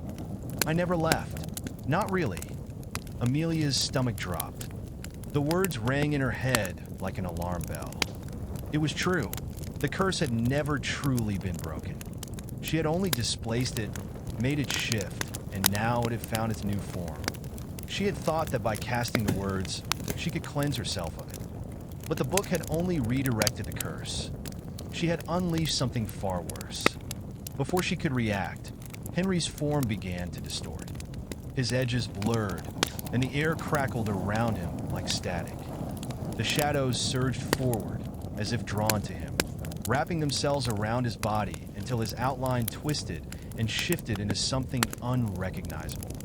He was changing again, growing more terrifying, more real. "You're mine, Amelia," he whispered, and his voice no longer sounded like his own. It was distorted, guttural, almost like 1,000 voices speaking as one. "The book is mine. You are mine. You can't escape what you've awakened." Amelia felt the weight of his words settle on her chest, constricting her airways. The diner, the walls, the world around her felt like it was closing in. She had to act now. With a desperate cry, she lunged toward the door. She didn't care where it led, anywhere but here. But just as her fingers brushed the handle, she was yanked back with a force that slammed her against the ground. Her head hit the floor hard, sending a wave of dizziness crashing through her. Before she could rise, the shadows were upon her, slithering, grasping, pulling at her limbs with an unnatural strength. She screamed as they tangled around her legs, her arms dragging her back toward Henry. He was no longer just a figure. He had become the embodiment of the curse itself, a horrific, shapeless mass of darkness and void. His once human form was long gone, swallowed by the very shadows he commanded. "You're not getting away," he hissed, his face, or what was left of it, grinning maliciously. "There's no running from me, Amelia. Not this time." Amelia fought against the shadows, clawing at them with every ounce of strength she had left. She had broken the curse once, hadn't she? She had cast the words, but it hadn't worked. Not in the way she thought. Her mind raced, desperately searching for some other way, some other spell to rid herself of him, of the darkness that was suffocating her. And then, suddenly, she remembered something.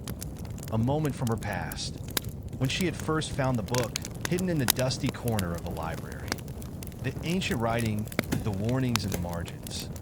There had been a note, a single line written in faded ink. To unmake the curse, you must sacrifice what it has taken from you. Sacrifice. Her eyes widened in horror as the realization hit her.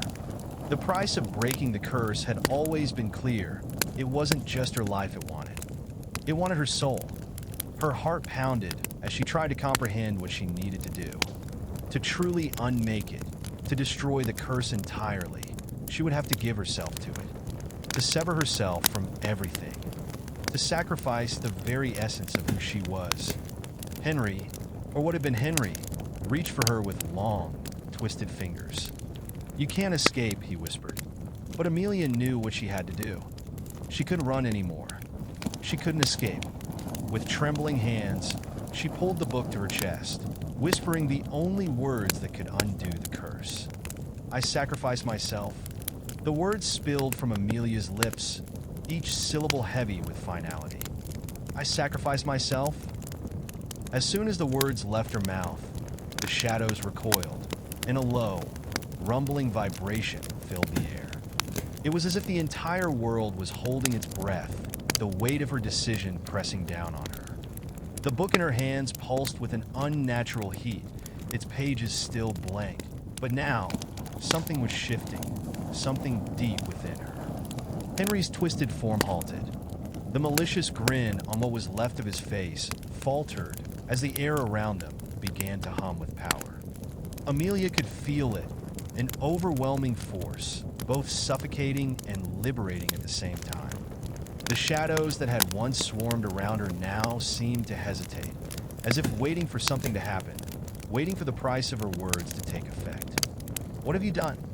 Henry hissed, his voice almost pleading now, a hint of desperation creeping into the guttural tones. His eyes, those empty black voids, widened. "You fool. You think you can undo me?" Amelia didn't respond. She couldn't. Her whole body was shaking, as the very fabric of her being felt like it was unraveling, her soul tearing at the seams. The sacrifice was taking its toll. She could feel her life, her memories, slipping away like water through her fingers. The very essence of who she was, the warmth of her love for Henry, the pain of loss, the strength she had fought with, all of it was being stripped from her. Her mind was fogging, her thoughts scattering, as the curse consumed her sacrifice. She could hear Henry's voice growing weaker, more distorted as the darkness around them began to swirl and twist violently. The walls of the diner flickered, fading in and out of reality, as though the curse itself was being shredded apart. But Amelia knew there would be no coming back from this. She wasn't just giving her life. She was giving up everything, her identity, her memories, her future. She was becoming a part of the curse, a willing part of it. Henry's form was distorting faster now, his shape fluctuating as the shadows around him began to burn. His once terrifying presence was weakening, fading into the very fabric of the darkness he had commanded. Amelia could see the horror in his eyes, something unfamiliar to the creature who had once been a man she loved. It was fear, real fear. He was losing. He had underestimated the power of the sacrifice. "You can't." Henry's voice was broken, desperate now, filled with something that resembled panic. "You can't stop it. I will return. The curse will never die." Amelia didn't speak. She didn't need to. With every ounce of her strength, she focused on the book, on the words that had consumed her. She had to end it. The curse had to be destroyed for good. The light around her grew blinding, the air humming with energy as the book's pages, blank for so long, began to fill. Slowly, agonizingly, the words appeared. They swirled across the pages like ink bleeding into water, lines forming, letters twisting, until the page was covered, the writing unmistakable. To unmake the curse, sacrifice must be made. To destroy the shadows, one must become them. Let the light take what remains. The words glowed with an ethereal power, and as they solidified on the page, the diner, the world itself, began to fracture. The walls cracked, the floor trembled beneath her feet, and a blinding light exploded from the book, engulfing the entire space. Amelia could feel herself disappearing, as though her very form was being torn apart, absorbed into the light. Henry screamed, his form disintegrating, the darkness that had once controlled him now being consumed by the light she had unleashed. The shadows writhed, struggling to hold on, but it was useless. The curse that had plagued them both for so long was being destroyed. The diner, the world around her, began to crumble. The light from the book expanded outward, reaching into every corner of existence. Amelia felt herself slipping away, her body, her soul, being absorbed into the power of the sacrifice she had made. The shadows no longer whispered her name. They screamed in defeat, fading into nothingness. For a moment, she saw everything. The library, the cursed place where it all began. She saw the endless rows of books, the forbidden knowledge that had once bound the curse. But even as she witnessed it, the library began to dissolve into the light, the ink on the pages fading away. The darkness was being undone. And then, silence. The light dimmed, and Amelia found herself standing in the center of the diner once again. But it was different now. The shadows were gone. The curse had vanished, leaving only the faintest trace of its existence, like a forgotten memory. The book lay on the floor, now completely blank, no longer holding any power. Amelia could barely breathe. The air was still, peaceful, but the weight of what had just transpired pressed down on her. She was here, but not the same. The sacrifice had worked, but it had taken everything from her. She glanced around the diner, her eyes landing on the door. The world outside was bathed in soft, golden light, real light. Not the oppressive kind that had once haunted her, not the cold, twisted light of the curse. It felt normal. For the first time in what felt like forever, she could breathe. But there was a part of her that was empty, hollow, gone. Her memories of Henry, of her life before the curse, were slipping away like sand through her fingers. They were still there, somewhere, but they were no longer hers to keep. She had sacrificed those parts of herself for the greater good, to save the world, to end the curse. Her identity, who she had once been, was gone, replaced by the void left by the curse. She was a different person now, someone whose existence had been defined by the curse shaped by it. And while the world had been freed, she knew that freedom came at a great price. As she stepped toward the door, Amelia realized that she wasn't truly alive anymore, not in the way she once had been. She was a shadow of herself, a part of the light and the darkness that had been consumed and undone. She stepped outside, and the door closed behind her, leaving the curse and everything she had been behind. The sun greeted Amelia as she stepped outside, but it felt strange against her skin, too bright, too warm. She squinted against the intensity of the light, her body reacting to the shift in the world like a child touching something unfamiliar. The air smelled different, fresher, almost too fresh, as though it had been scrubbed clean of every dark whisper, every haunting shadow that had once clung to it. She hesitated for a moment, standing on the edge of the diner, as the reality of her sacrifice began to settle in. The street before her was bathed in sunlight, the trees lining the sidewalk swaying gently in a breeze she hadn't noticed before. The normalcy of it all felt alien, as if she had walked out of a dream and into a life that no longer belonged to her. Amelia could feel the absence of everything she had been, the memories of her life, her love for Henry, the small joy she had once cherished. It was as though those things were slipping further and further away, fading into the distance, leaving her with a hollow ache deep in her chest. She was here, in this new world, but she was no longer herself. Who was she now? The thought lingered, gnawing at her. The sacrifice had worked. The curse was gone. But at what cost? She had hoped to free the world, to rid herself of the darkness that had consumed her. But in doing so, she had erased the very essence of who she had been. She could remember fragments, bits of her past, pieces of Henry, but they were like dreams slipping through her fingers, fading with each passing second. Her mind felt fragmented, a puzzle missing pieces. As she took another step away from the diner, the weight of it all crashed down on her. She had won. The curse had been destroyed, but the price had been steep. She had to live with the emptiness now. Her feet carried her down the sidewalk, though she wasn't sure where she was going. The world around her had changed, but she hadn't. Not in the way she had hoped.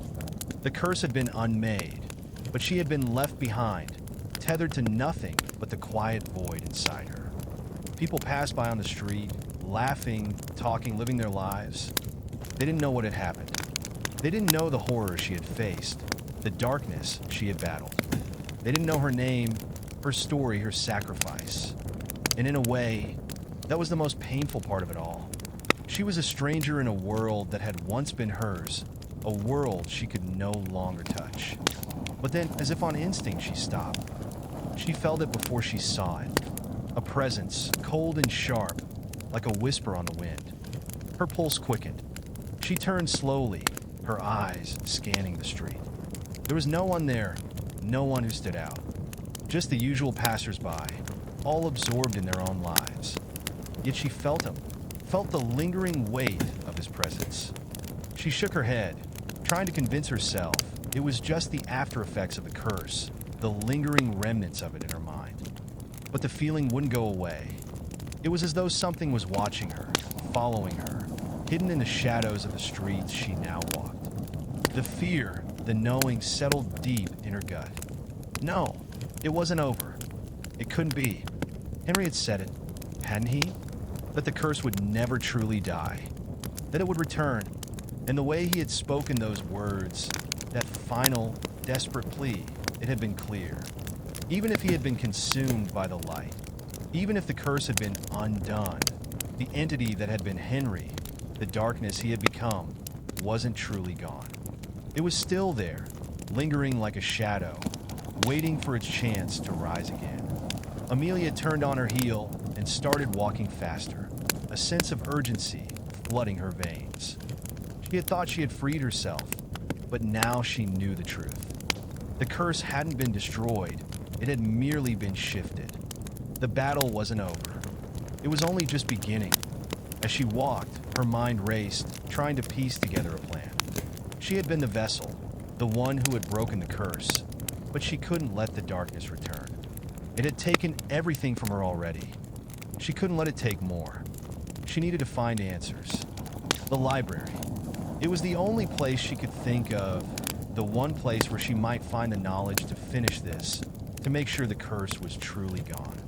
The books there, ancient and forbidden, held answers.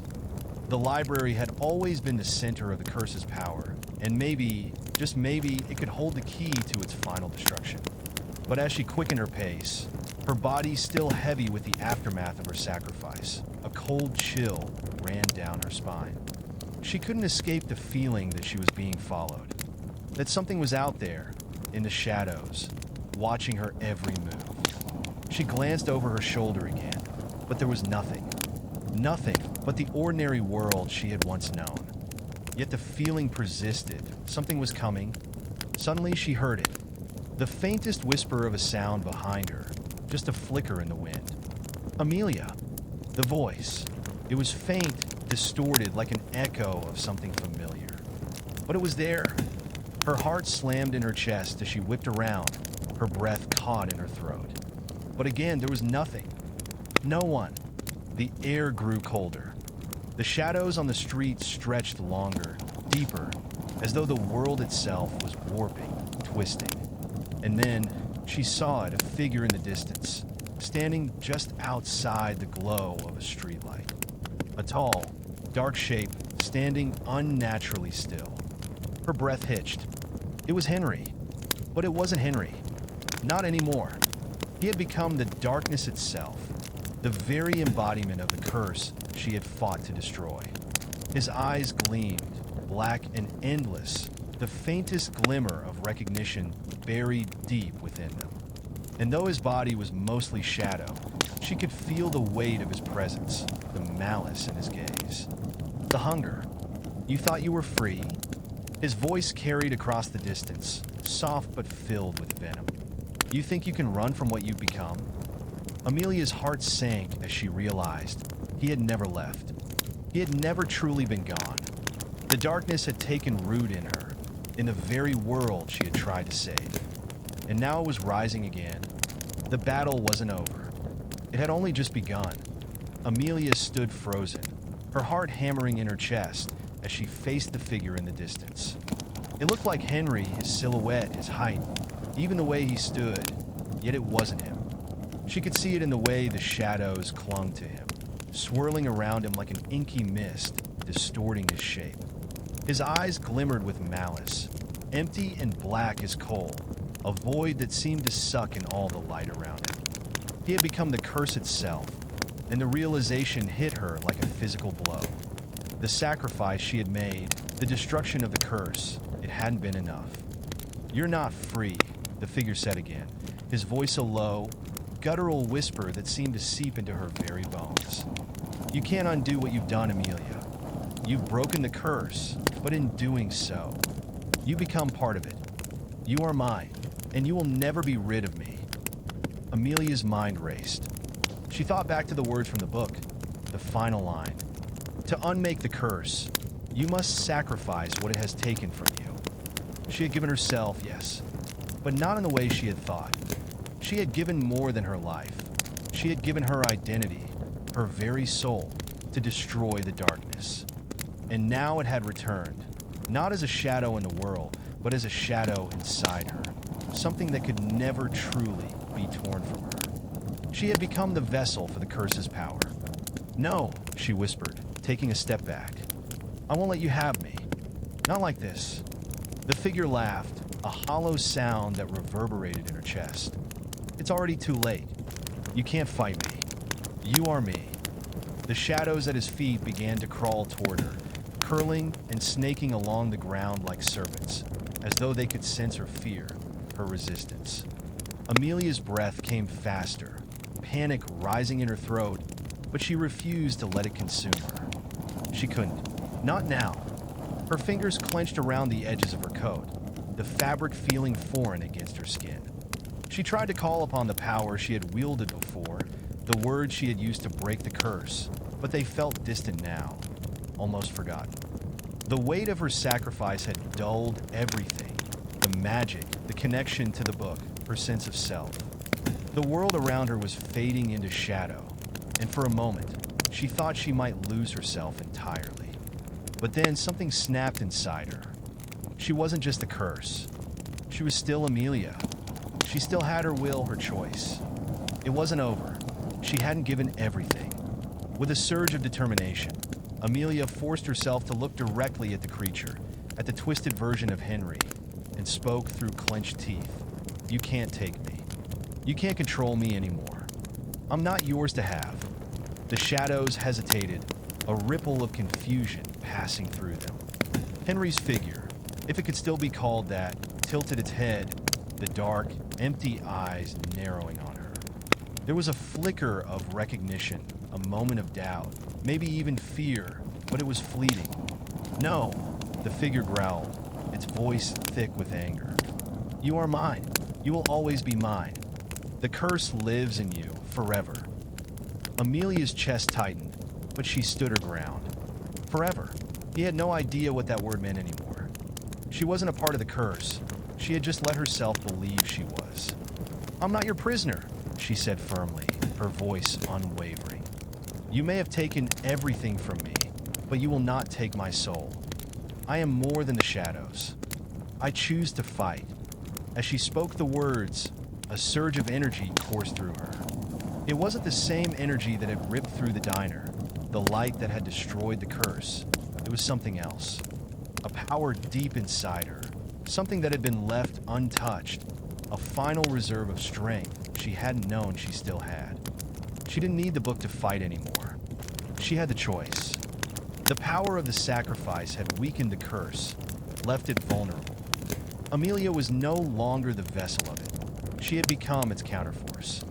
The darkness that had surrounded her flickered, momentarily uncertain, as if the curse itself didn't understand what was happening. It was struggling to reclaim her, to swallow her again, but she could feel it weakening, pulling away from the light inside her.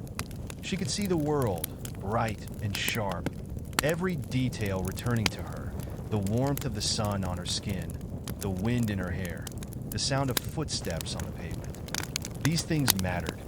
These things were her world. They were the remnants of her life that she would not lose. With a defiant cry, Amelia extended her hand, reaching out toward the twisted figure before her. The shadows recoiled, pulled back by the force of her will, and she felt a rush of warmth flood through her, pushing against the dark like a wave. "No!" Henry screamed, the shadows around him writhing in pain, as though they, too, recognized the power she had found. The darkness stretched and snapped, as though unwilling to surrender. But it was already too late.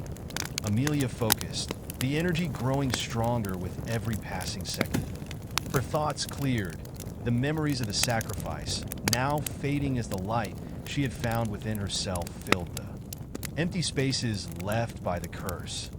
The power of her choice, the will to fight back, was all that remained. In one final, decisive movement, she reached out and tore the last remnants of the curse from her, flinging it away from her like a ragged cloth. The shadows screamed, their form disintegrating, their hold on the world slipping away. And then silence. Amelia stood in the center of the street, breathing heavily, the world around her still and bright. The figure, the creature that had once been Henry, was gone. The shadows had finally been severed, and the weight she had carried for so long was lifted. She was free, but as she stood there, alone in the quiet, a part of her felt empty. She had won, yes. The curse was gone. Henry was gone. The world was at peace. But she knew that the cost of that victory was far greater than she had ever imagined. She had saved the world, but in doing so, she had lost herself. Her journey wasn't over. Not yet. Amelia had won this battle, but she still had to rebuild. She would find herself again, somehow, one step at a time. As the sun set on the horizon, Amelia took her first step forward into the unknown. The streets around Amelia felt foreign, even though they were the same ones she had walked for most of her life. The buildings, the people, the very air she breathed, they were all tinged with something different now. The weight of her sacrifice, the hollow emptiness of the life she had left behind, lingered in her chest. She had torn herself from the curse, but in doing so, she had torn herself from everything she once knew, from the very essence of who she was. Each step felt heavier than the last, as though the world itself was pressing in on her, reminding her of the price she had paid. As she moved through the town, she noticed the small things, how the trees seemed more alive, how the laughter of children echoed down the streets without the heavy, suffocating presence of the curse. For the first time in what felt like forever, the world felt real again. The sky was a clear blue, the sun warm on her skin, and there was a sense of peace that seemed to permeate every corner. But the peace felt hollow to her. It was as though the world was moving forward while she wasn't. The questions continued to echo in her mind. Who am I now? What is left of me? She didn't have the answers. She couldn't. As she walked, she found herself drawn to a familiar spot, a small park at the edge of town.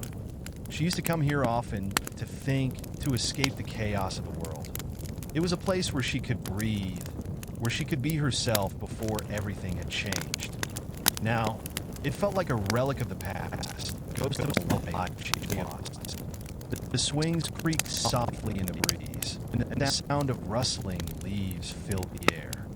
Amelia sat on one of the benches, her hands trembling as they gripped the fabric of her coat. She needed to think, to understand what had happened.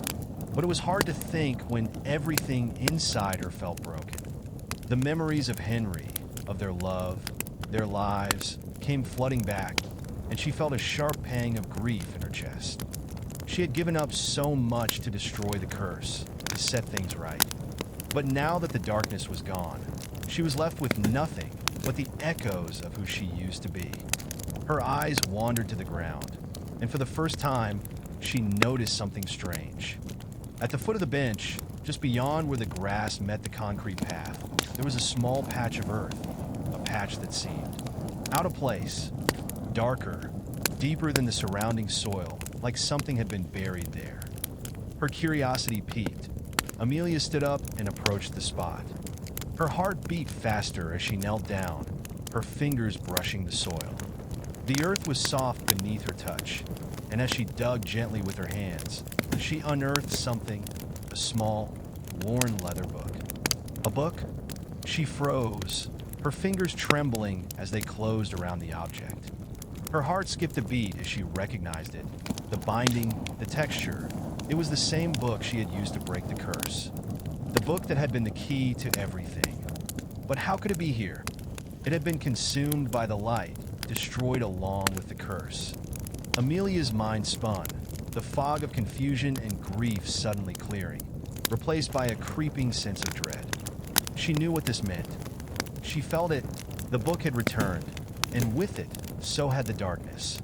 The whispers were there again, soft but persistent, just beneath the surface of her thoughts.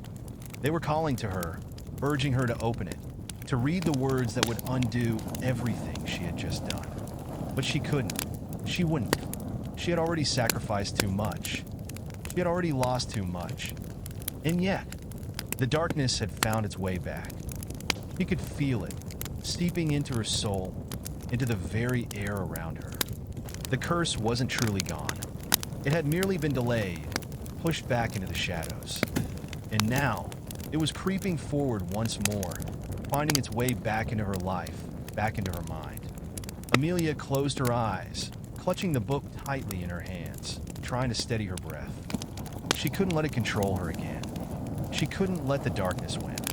But as she stood there, with the book in her hands, the whispers grew louder, more insistent. They tugged at the corners of her mind, pulling her toward them, reminding her of what she had lost, of what she still had to fight. She was not free. She had been foolish to think that the curse could ever truly be destroyed. The battle had never been about defeating the shadows. It had been about surviving them. She had given everything, but it had never been enough. Not to end the darkness, not to save herself. The question now was, what would Amelia do? She knew the curse was still out there, still alive in some twisted form. She could fight again, but at what cost? She had already sacrificed herself once. Could she do it again? She opened her eyes and looked at the book in her hands. There was no turning back now. The curse had returned. And this time, Amelia would have to face it, not as a vessel, but as something more, something stronger. She wasn't sure if she could win this fight, but she was determined to try. Amelia stood there for what felt like an eternity, the book pressing heavily in her hands. The whispers were no longer subtle. They were growing louder, more insistent, filling her mind with a cacophony of voices she couldn't silence.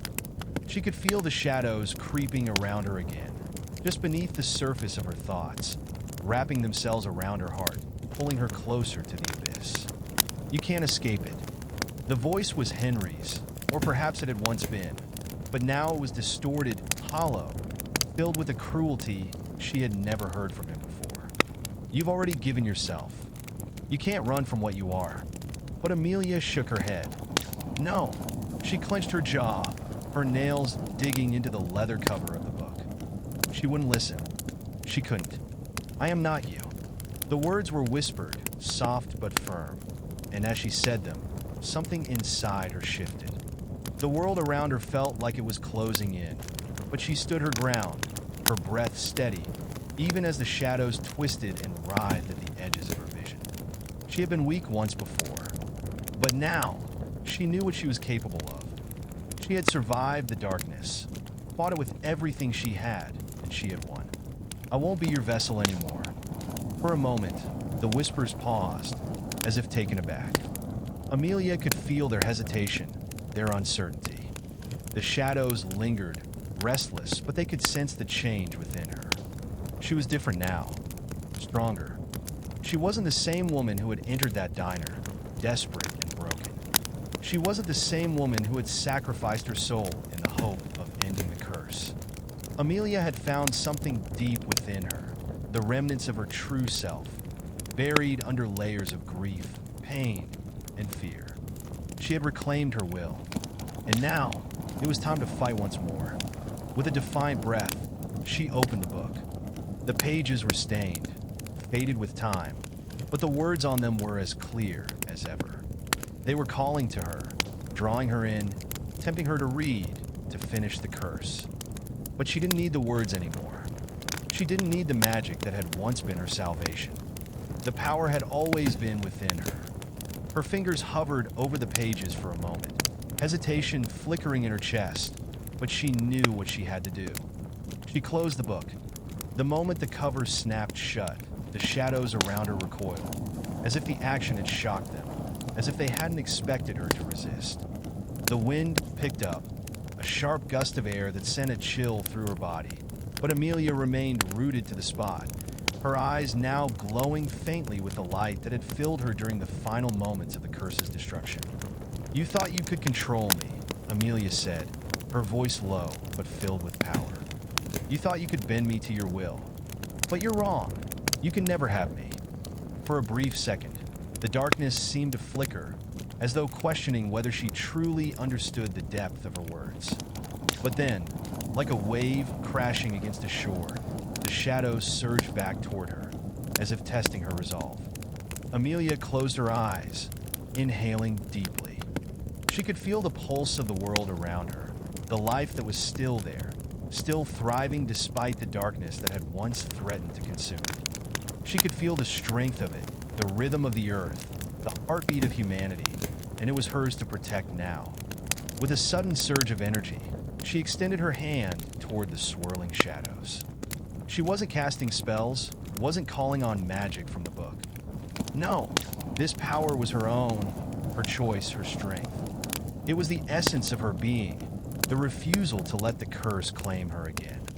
The shadows recoiled again, writhing in pain, as if her will was a flame burning through the very fabric of their existence. The whispering voices screamed, desperate to hold on, but they were growing weaker, fading with every passing second. "I am not yours," Amelia repeated, her voice rising in defiance. "I am my own." And with that, she pushed with everything she had. The shadows screamed one final time, and then, as if they couldn't bear the weight of her defiance any longer, they were torn apart, shredded by the force of her will. The dark, swirling shapes collapsed into themselves, vanishing into thin air as the last of the whispers faded away. Silence. Amelia stood there, breathing heavily, her hands still trembling from the intensity of the battle she had just fought. The book in her hands had gone still, its pages now empty, void of the magic it had once contained. The curse had been undone, completely this time. Not with sacrifice, not with power from the book, but with the strength of her own heart, her own soul. The world around her was still. The trees swayed gently in the breeze. The sun shone bright and warm, and the sound of distant birds filled the air. But something had shifted. The shadows were gone, erased from the world. The darkness that had plagued her for so long was finally vanquished. She had done it. She had truly done it. But as she stood there, in the stillness of the moment, a part of her knew that the world would never be the same. Not for her. Not for anyone. The curse was gone. But what now? What did she do with her life now that the battle was over? Amelia took a deep breath, feeling the air rush into her lungs. It felt strange, different. The weight that had once crushed her, the loss of herself, was gone. She was whole again, but the world, her world, had changed. She turned, heading away from the park, the book still in her hands, now a symbol of the past. She wasn't sure what the future would hold, but she knew this. She would face it. She would walk forward, step by step, into a new world that was hers to shape. The curse was gone, and now she was free. Amelia walked through the streets, her steps tentative but resolute, as if she were exploring a world that no longer fit her. The echoes of the past still lingered in her mind, shadows of memories, flashes of the struggle, the darkness that had been so close. It was as though she had woken up from a long nightmare, only to find herself standing on the edge of a new reality. She passed by familiar faces, people who didn't seem to notice the weight of what had happened, the terror that had once gripped them. To them, it was over. The curse was gone. Life had returned to normal. But Amelia couldn't shake the feeling that the world had shifted beneath her feet. The people around her might have gone back to their routines, but she hadn't. She felt like a stranger in her own skin, like a ghost drifting through a life she no longer understood. The soft chime of the bell ringing out reminded her of the time she used to walk this path, of the life she had taken for granted. But now, each tick of the clock felt like a reminder of the time lost, of the pieces of herself that would never return. She had done what she set out to do. The curse was over. Henry, the darkness, the suffering, they were all behind her. But in its place was a void, a silent emptiness that she didn't know how to fill. There was no joy in victory, no peace in freedom. Just loss. Amelia sat on a nearby bench, her gaze fixed on the cobblestone street in front of her. She ran her fingers through her hair, trying to center herself, but her thoughts were too scattered. Her fingers traced the worn edges of the book in her lap, the same book that had once held the key to everything. It was now just an object, a memory, a reminder of all that she had sacrificed. The wind stirred, carrying the scent of the nearby bakery, the laughter of children playing in the distance. The world had moved on. It was alive again, full of warmth and life. And yet, Amelia still felt cold. "Are you all right?" The voice startled her. Amelia looked up to see a man standing in front of her, someone she hadn't seen before, but his face seemed strangely familiar. He had kind eyes, weathered by time, but there was a gentleness to him, as though he had seen a great deal of pain and knew how to offer comfort in the midst of it. I think so," Amelia replied, her voice uncertain. She hadn't expected to be approached by anyone, especially not a stranger. "Just thinking."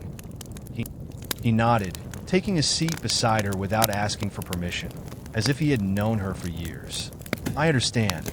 It's hard to find peace after a storm." Amelia glanced at him, confused. He didn't seem to be talking about the storm of weather. He was talking about something else, something deeper. "How do you know?" she asked, a hint of vulnerability creeping into her voice. She hadn't shared the details of what had happened. She hadn't spoken to anyone about the curse, the sacrifices, the dark things she had faced. But somehow, this man seemed to understand. He smiled softly, a knowing, almost sad smile. "I've seen it before. People who survive things they don't understand. It's easy to get lost afterward.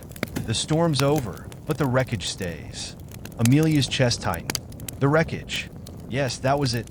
The world had been saved, but there was nothing left for her now. She had been willing to give everything to destroy the curse, but in the process, she had forgotten to save herself. "I don't know who I am anymore," she admitted quietly, her gaze drifting down to the book in her lap. The man didn't answer immediately. Instead, he leaned back on the bench, his eyes watching the town square, as though contemplating her words. "I think we all have moments like that," he said at last, "when we feel like we've lost ourselves. But it doesn't mean we're gone. It just means we're in transition. Change is hard, but it's also necessary." Amelia's eyes flickered to him, intrigued by his words.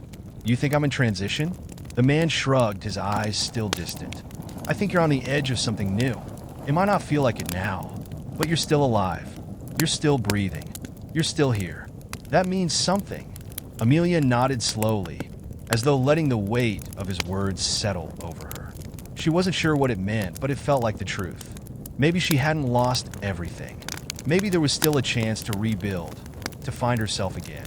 "I never thought I'd be here," she said after a long pause. I thought I'd have more time with him." "Time's a funny thing," the man replied softly. "We never really know how much we have, but it's what we do with it that matters." Her thoughts turned inward, and for the first time in a long while, Amelia allowed herself to feel the depth of her grief. The curse had taken Henry from her, had taken so much more than she could ever put into words. And yet, the darkness had also shown her something, her own strength, her will to survive, her ability to fight back. She wasn't sure what the future would hold, but she was alive. She had the chance to rebuild, to find peace even if it came in small moments. To begin again. The man stood up, his voice gentle but firm. "The world doesn't stop for us. It moves forward, and so must we." Amelia watched him as he walked away, disappearing into the crowd. She wasn't sure who he was or why he had come to speak to her. But in that brief moment, she felt something shift in her. She wasn't broken. She wasn't beyond repair. The curse was over. And now, the real journey, her journey, was just beginning. She stood, taking a deep breath as she looked out at the world in front of her. The sun was beginning to set, painting the sky with soft oranges and pinks. A new day was coming, and for the first time in a long time, Amelia felt ready to face it. Amelia walked slowly through the town, her heart lighter than it had been in days, but still burdened with the weight of the past. The stranger's words echoed in her mind, offering a strange comfort that she wasn't sure how to process. The world doesn't stop for us. It moves forward, and so must we. She had spent so long in the shadow of the curse, consumed by the darkness, that she had forgotten what it felt like to simply exist, to live.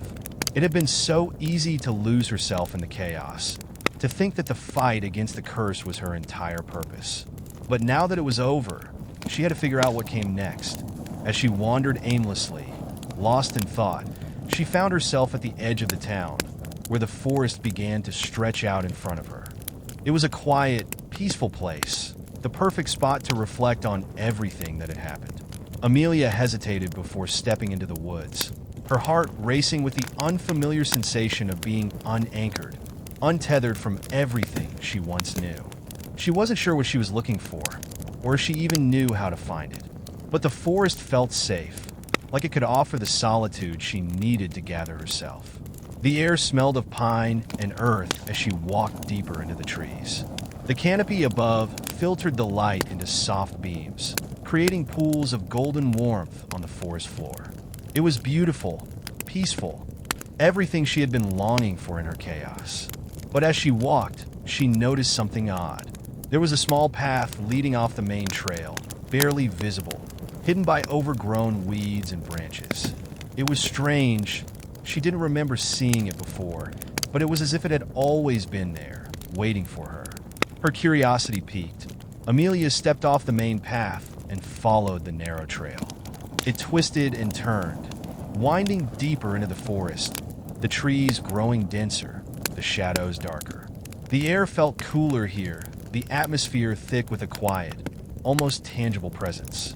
As she walked, she couldn't shake the feeling that she was being drawn to something important. And then she saw it. A small clearing appeared before her, and in the center stood an ancient stone structure, covered in moss and vines. The stones were dark, worn with age, yet there was an aura of power surrounding it. It looked like a place of ancient ritual, something out of place in the natural world. The hairs on the back of Amelia's neck stood on end. Something about this place felt both familiar and unsettling, as though she had been here before, or should have been here all along. She took a tentative step forward, her breath catching in her throat. The clearing was still, the only sound the gentle rustling of leaves in the wind. And then, out of the corner of her eye, she saw it, a figure standing by the stone structure, cloaked in shadow. It was as if the darkness itself had taken form. Amelia's heart skipped a beat. The figure didn't move, didn't acknowledge her presence, but she felt its eyes on her, watching. She took a step back, uncertainty flooding her chest. Her instinct screamed at her to leave, to run. But her curiosity, her need for answers, kept her rooted to the spot. "Who are you?" she called out, her voice trembling. The figure didn't answer immediately. It stood there, silent and still, as though contemplating her words. The air around her grew heavier, the weight of something ancient pressing down on her. Finally, the figure spoke, its voice low and distant, like a whisper from the past. "You should not be here." The words sent a chill down Amelia's spine. She couldn't see the figure's face, but there was something in its tone that made her heart race. It wasn't a threat, it was a warning. Amelia took another step back. "Why? What is this place?" The figure finally moved, its silhouette shifting, though its form remained indistinct in the shadows. "This is where it all began," it said, its voice heavy with meaning. "This is where the curse took root, and where the balance was broken." Her breath caught in her throat as the figure's words settled over her. The curse. The very thing that had consumed her life, that had stolen so much from her, had started here. And the balance? What balance? Was it possible that the curse was only part of something much larger? Something deeper than she could understand? The figure took a step toward her, its presence like a dark cloud looming over her. You think the curse is gone, but you are mistaken, Amelia. There is always a price. There is always a cost. The name, it was the first time anyone had spoken it in so long. Her own name felt strange to hear, almost foreign in her ears.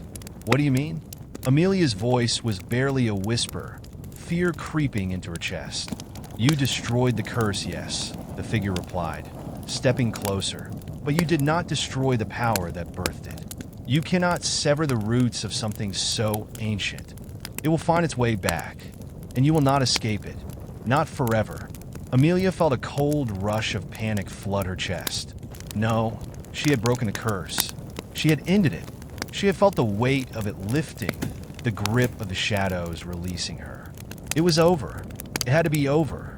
But the figure's presence was overwhelming. She could feel the truth in its words, could sense that there was more at play here than she could comprehend. The figure reached out, its hand stretching toward her. The darkness will rise again, Amelia. And you, the one who survived, will be its greatest adversary, whether you like it or not. Amelia stepped back, her heart racing. I destroyed the curse. I stopped it. I gave everything. Her voice trembled with anger and fear. She couldn't accept it, she wouldn't. You only delayed it, the figure said softly, as if pitying her. The balance must be restored, and the price will always be paid. Amelia backed away, her mind spinning.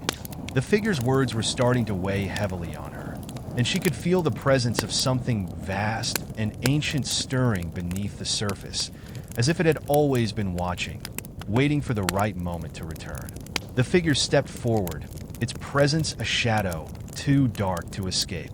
You cannot run from your destiny, Amelia, it whispered. You are the key. Amelia's heart pounded in her chest, the weight of the figure's words crushing her from all sides. She could feel the pull of its presence, an ancient, suffocating force that seemed to be woven into the very fabric of the world around her. It was like the air itself had thickened, pulling her deeper into the darkness that had once nearly consumed her.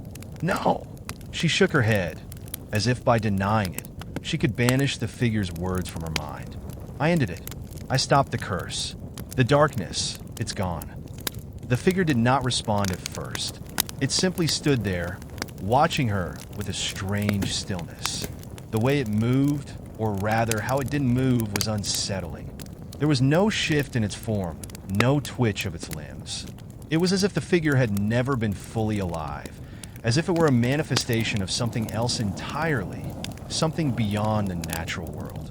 Amelia's breathing grew ragged as she backed away, her legs trembling with the effort to stay steady. She wanted to run. She wanted to escape, to flee from whatever had followed her here, to the place where it all began. But there was nowhere to run, no place to hide from the truth. Don't tell me it's true, she whispered, her voice cracking under the strain. Please, I can't go back there. I can't do it again. You never truly left, Amelia, the figure said, its voice low and soft, like the rustling of dead leaves. The darkness is not something you can destroy. It is not something you can outrun. It's a part of you now, a part of your very soul. The figure's words sank into her, cold and unrelenting, like claws digging into her mind. A part of her soul. The thought twisted her stomach, making her feel like she was suffocating. The curse had been part of her life for so long, and now, it was a part of her in ways she couldn't comprehend. She had fought to end it, to rid herself of the dark influence. But it wasn't over. Not really. The figure stepped closer, its shadow engulfing her, filling her with a sense of finality. You are not the first. You will not be the last. But you are the one who chose to live, to fight. And that, my dear, makes you the most dangerous. Amelia's eyes darted to the stone structure in the center of the clearing. It felt like it was watching her, its cold, ancient surface pressing down on her like an anchor. The power emanating from the place was palpable, raw, untamed, and terrifying. "What do you want from me?" she demanded, her voice raw with desperation. "I'm not the one who brought this back. I'm not the one who—" "You are the one who keeps it alive," the figure interrupted, its voice growing darker, more forceful. "You cannot undo what has been set in motion. The curse, the power, once unleashed, it cannot simply vanish. Not without consequences." Amelia's knees buckled, and she fell to the ground, her hands trembling as they scraped against the dirt beneath her. The weight of the figure's words pressed down on her, and she realized, with a sinking feeling in her gut, that the battle wasn't over. The curse had never truly ended. It had only changed, mutated, adapted. And now, she had to face the truth of that. "No, no," she whispered, her mind spiraling into panic. I can't go through that again. I can't lose myself again." The figure's dark form seemed to shift, its features becoming clearer, though still obscured by the shadows that wrapped around it. "The price you paid to destroy the curse has not been enough, Amelia. You sealed its fate, but not yours. Not entirely." She stared up at the figure, her breath coming in shallow gasps. "What do you mean? What did I do?" The figure stepped into the light for the first time, its face barely visible beneath the dark hood of its cloak. There was something eerily familiar about it, something that made her heart race with a sickening realization. The figure's voice was a low murmur, almost tender in its cruelty. "You have already started the process of becoming something else. Something more. You're tied to the darkness now. You always have been." "No!" Amelia whispered again, the word barely escaping her lips. It couldn't be true. She had fought so hard. She had endured so much. She couldn't be this. But as the figure's words settled into her mind, she could feel it. That old pull, the lingering presence of the curse, clawing its way back into her thoughts, her body, her very soul. It was there, just beneath the surface, waiting for the right moment to rise again. "You are not free," the figure said, almost kindly now. "You cannot escape what you have become. You will always be its keeper, its protector, and when the time comes, you will awaken what you have buried." Amelia's hands shook violently as she pressed them to her temples, trying to block out the suffocating truth that was suffusing her body, her mind. She felt her heart racing, the weight of fear heavy in her chest. She could hear the whispers again, soft at first, but growing louder, familiar voices, twisted by time, urging her to give in, to let it all consume her. She wouldn't let herself fall back into that darkness. Not again, but the figure's words continued to haunt her.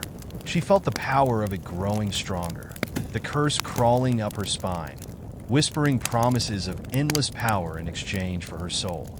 It knew her fears, her desires.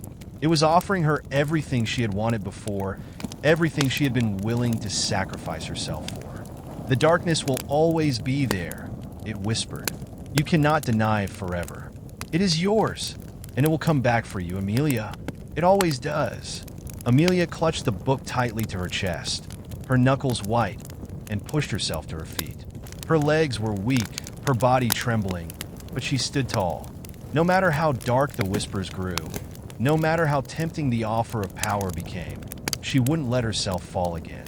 She stepped back, her eyes still locked on the figure as it stood motionless, watching her with an expression she couldn't quite place. She said through gritted teeth, "I will stop it, again and again if I have to." The figure's smile, if it could even be called that, was chilling. "You will try, Amelia, but remember this, even in victory, there is always a price." With those final words, the figure dissolved into the shadows, leaving Amelia alone in the clearing, her body shaking, but her resolve hardening. The curse hadn't been destroyed. Not truly, but she would destroy it again, and this time, she would be ready for the cost. Amelia stood motionless in the clearing long after the figure had disappeared. The air around her felt thick, almost suffocating, as if the very earth beneath her feet had become heavier with the knowledge of what lay ahead. She clutched the book tightly against her chest, as though the weight of its pages could offer some protection from the storm that was brewing inside her. The whispers, faint at first, were growing louder again, like a distant chant, a memory she couldn't quite grasp, but one she could feel deep within her. It was calling to her, urging her to give in, to accept the darkness. But Amelia had already been there once, and she wouldn't fall again. I won't. The figure's words echoed in her mind. Even in victory, there is always a price. The curse hadn't been fully destroyed. She hadn't severed its roots. She had been so focused on ending the immediate threat, the torment it had caused her, the loss. It had never occurred to her that the curse, the darkness itself, could be a part of something older, something more powerful than she had ever realized. She turned toward the town, her body moving on instinct. It had been foolish of her to think she could just walk away from it all. The curse had never truly been about Henry or the sacrifices she had made. It was about something deeper, something rooted in the very fabric of the world. The woods were still, the wind carrying only the soft rustle of the trees as she made her way back toward the village. But the silence felt ominous now, as though the air itself was holding its breath, waiting for something to happen. As she neared the edge of the forest, the town came into view, quiet, peaceful, almost serene. But beneath the calm, Amelia could feel the shift. She could sense the darkness stirring, like an undercurrent beneath the surface of the world. The curse was not gone. Not yet. And it was only a matter of time before it found its way back. Amelia took a deep breath, her mind racing with questions she didn't have answers to. She had to find a way to stop it, to truly end it this time. But how? How could she face something that she couldn't see or understand? She had barely survived it once. Could she survive it again? She walked through the village, the familiar faces of the townspeople passing her by, oblivious to the danger lurking just beneath the surface. They had no idea what was coming, no idea what she was about to face. Her eyes scanned the crowd, seeking something, someone who might help. A face that would offer reassurance, a voice that might have the answers she so desperately needed. And then she saw him. Henry. For a moment, Amelia froze, her heart skipping a beat. It couldn't be. She had buried him in her mind, in the depths of her soul, convinced that he was gone, that his death had been the end of everything. But there he was, standing at the far end of the street, looking just as he had before, his eyes warm and familiar. Her breath caught in her throat. Could it be? Had the curse somehow resurrected him, brought him back? It didn't make sense. It couldn't make sense. But how can I ignore it? She blinked, and when she looked again, he was gone, vanished as quickly as he had appeared. Her hands trembled, her stomach twisting with confusion and dread. Amelia, the voice startled her, and she turned to find a woman standing in front of her. A woman she knew all too well. Evelyn, one of the few people she had trusted back in the days before the curse had swallowed her life. Her eyes were concerned, her brow furrowed with worry. Are you all right? Evelyn asked, stepping closer. Amelia could feel the tension in her chest ease slightly as she looked at her friend. But the nagging feeling at the back of her mind, the uncertainty, the fear remained. The curse hadn't left her. It hadn't left anyone. I'm fine, Amelia said, forcing a smile. It didn't reach her eyes. I thought I saw something. Evelyn studied her for a moment, her gaze sharp. What do you mean? Saw something? Oh. Amelia hesitated. She wanted to tell Evelyn, to explain everything, the curse, the figure, the growing darkness. But the words felt like they were lodged in her throat, unwilling to come out. She couldn't drag anyone else into this. She had to fight it alone. She had to stop it herself. It doesn't matter, she said finally, her voice steady despite the storm raging inside her. I'm fine. Evelyn didn't look convinced, but she let the matter drop for now. All right, she said softly. If you ever need anything at all, don't hesitate to come to me. Amelia nodded, the weight of Evelyn's kindness sinking into her chest. She felt a brief flicker of warmth in her heart. For a moment, the world felt almost normal again. But then the memories, the figure's words, came rushing back, and Amelia knew she couldn't ignore it any longer. Thank you, Amelia whispered, her voice thick with unspoken emotion. As Evelyn turned to walk away, Amelia's gaze drifted again to the spot where she had seen Henry, or what she had thought was Henry. Her heart raced, her mind spinning in 1,000 directions. Could the curse bring him back? Could it twist the past into something even more dangerous than before? And if Henry was truly alive, if the curse had brought him back in some form, what price would she have to pay for that? Her body tensed as a cold. Familiar sensation crept up her spine, the feeling of being watched. Amelia turned quickly, her heart hammering in her chest. But there was no one there, just the quiet town, the gentle breeze, the soft rustle of leaves. Everything looked peaceful, too peaceful. But beneath the surface, Amelia could feel it, the darkness, the curse, the power stirring once again. The battle had only just begun. The days that followed felt like a fever dream. Amelia couldn't shake the feeling that the darkness was closing in. She found herself waking up in the middle of the night, drenched in sweat, her pulse racing, as if the curse had seeped into her very bones. Each time she closed her eyes, she felt that same suffocating presence, the shadow of something ancient and powerful, waiting for her to slip, waiting for her to fail. It wasn't just the figure in the woods or the whispers that haunted her. It was the strange occurrences around town. Things had begun to feel off. People's behavior was shifting. Small things at first, an argument in the bakery that shouldn't have happened, a sudden outburst from the usually quiet librarian. But as days passed, the unease grew, like a crack in the town's peaceful surface that was slowly widening. The town that had once felt like a safe haven was now a place she didn't trust. It was as if the curse had never left, merely hiding in the shadows, waiting for the right moment to rear its ugly head again. Amelia had spent countless hours poring over old texts, ancient tomes, seeking any kind of clue that might give her the edge she needed to stop the curse once and for all. But every answer led to more questions, and the deeper she dug, the more she began to realize just how little she understood about the forces she was up against.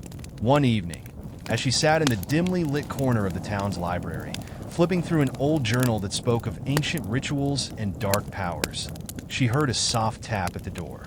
She froze. She hadn't heard anyone approach. Slowly, she looked up, and there stood Evelyn, her face pale, her eyes wide with fear. "I need to talk to you," Evelyn said quietly, stepping into the room without waiting for an invitation.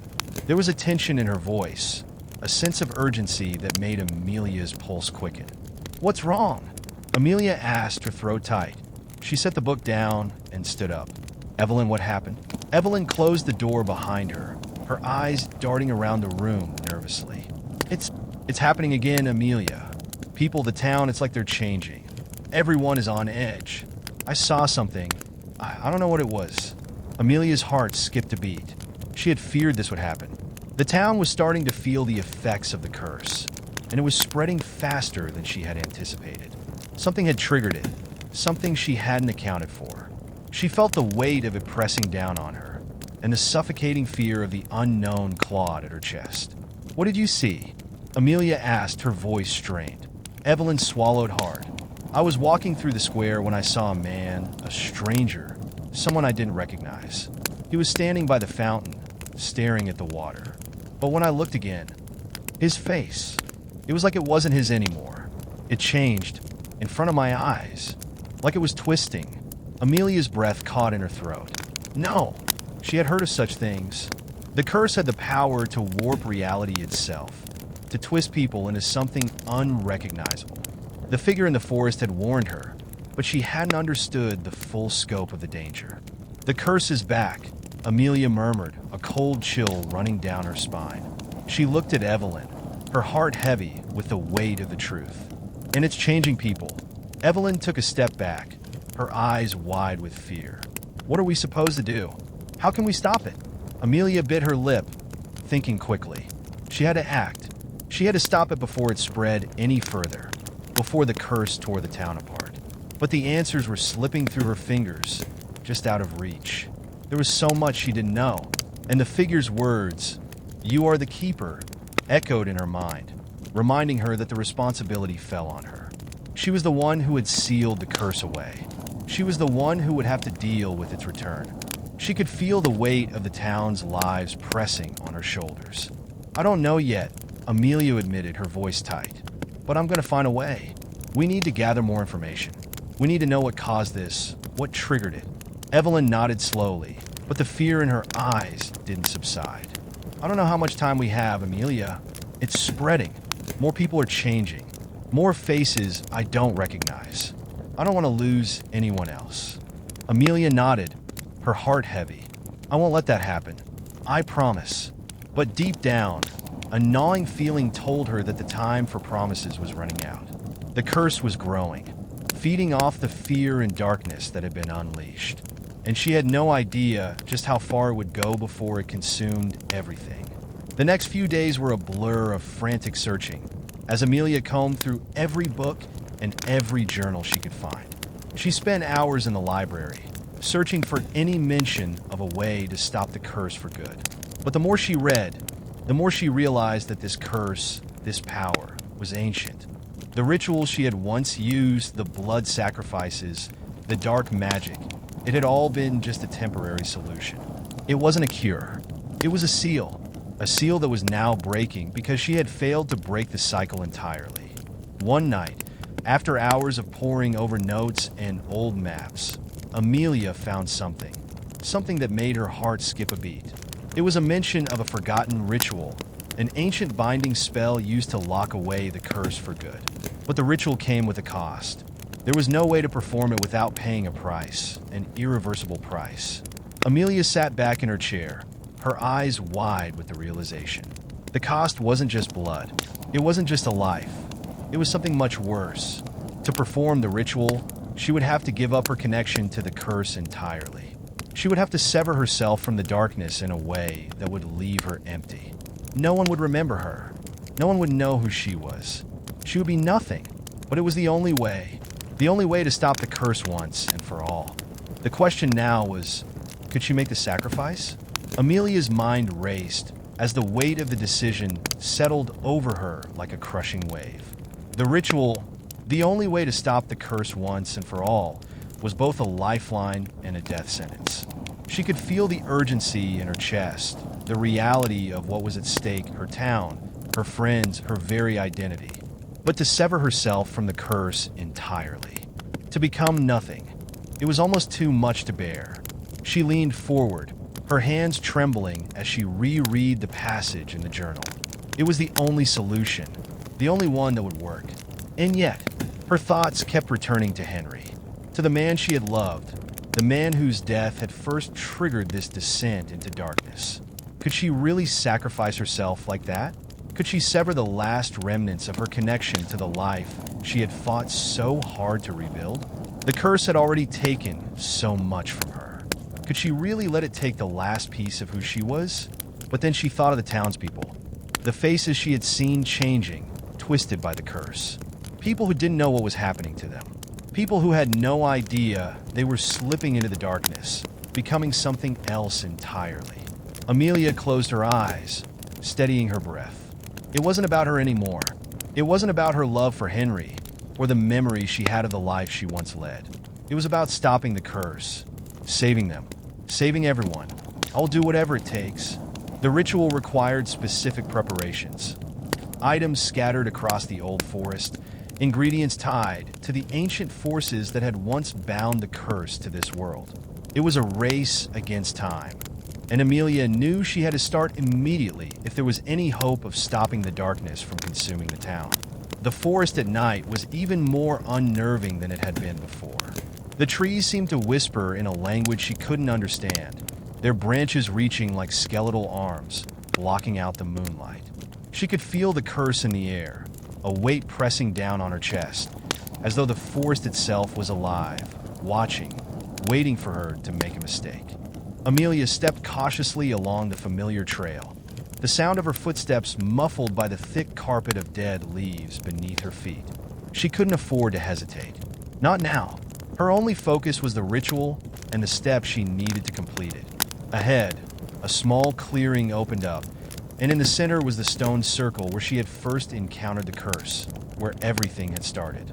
It seemed to hum with a strange energy tonight, its jagged edges glowing faintly in the darkness. She wasn't alone. A figure emerged from the shadows, stepping into the clearing with an eerie calm. Her breath caught in her throat as she recognized the tall, familiar figure, Henry. But it wasn't Henry. Not truly. The man before her wore his face, but his eyes were empty. Hollow. There was nothing behind them, only darkness. "You shouldn't have come back," Amelia whispered, her voice trembling as she stepped back, her heart sinking into her stomach. Henry, or what had once been Henry, smiled, but it wasn't the smile she remembered. It was cold, twisted, a mockery of the warmth he had once held. "You know as well as I do, Amelia," he said, his voice distant and otherworldly. "You can't escape the curse. It's a part of you. It always will be." Amelia's breath hitched. No, this isn't him. The Real Henry had died. The curse had claimed him. This thing in front of her, this shadow of him, wasn't real. But the twisted version of his voice still sent a shiver of recognition through her veins. "I didn't come back," she said, shaking her head, trying to steady her racing heart.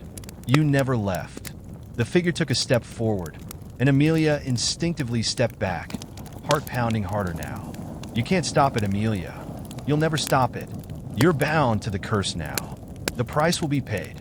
Stay away from me," she warned, her voice firm despite the fear that was rising inside her.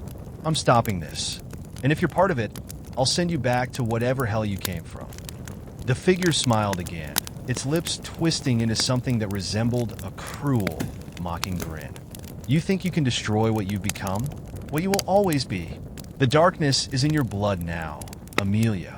It will never let you go." Amelia's fingers tightened around the small, worn book she had carried with her for so long.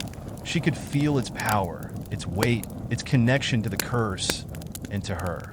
She wasn't sure if she could ever truly be free of it, but she would be damned if she let it control her. Not again.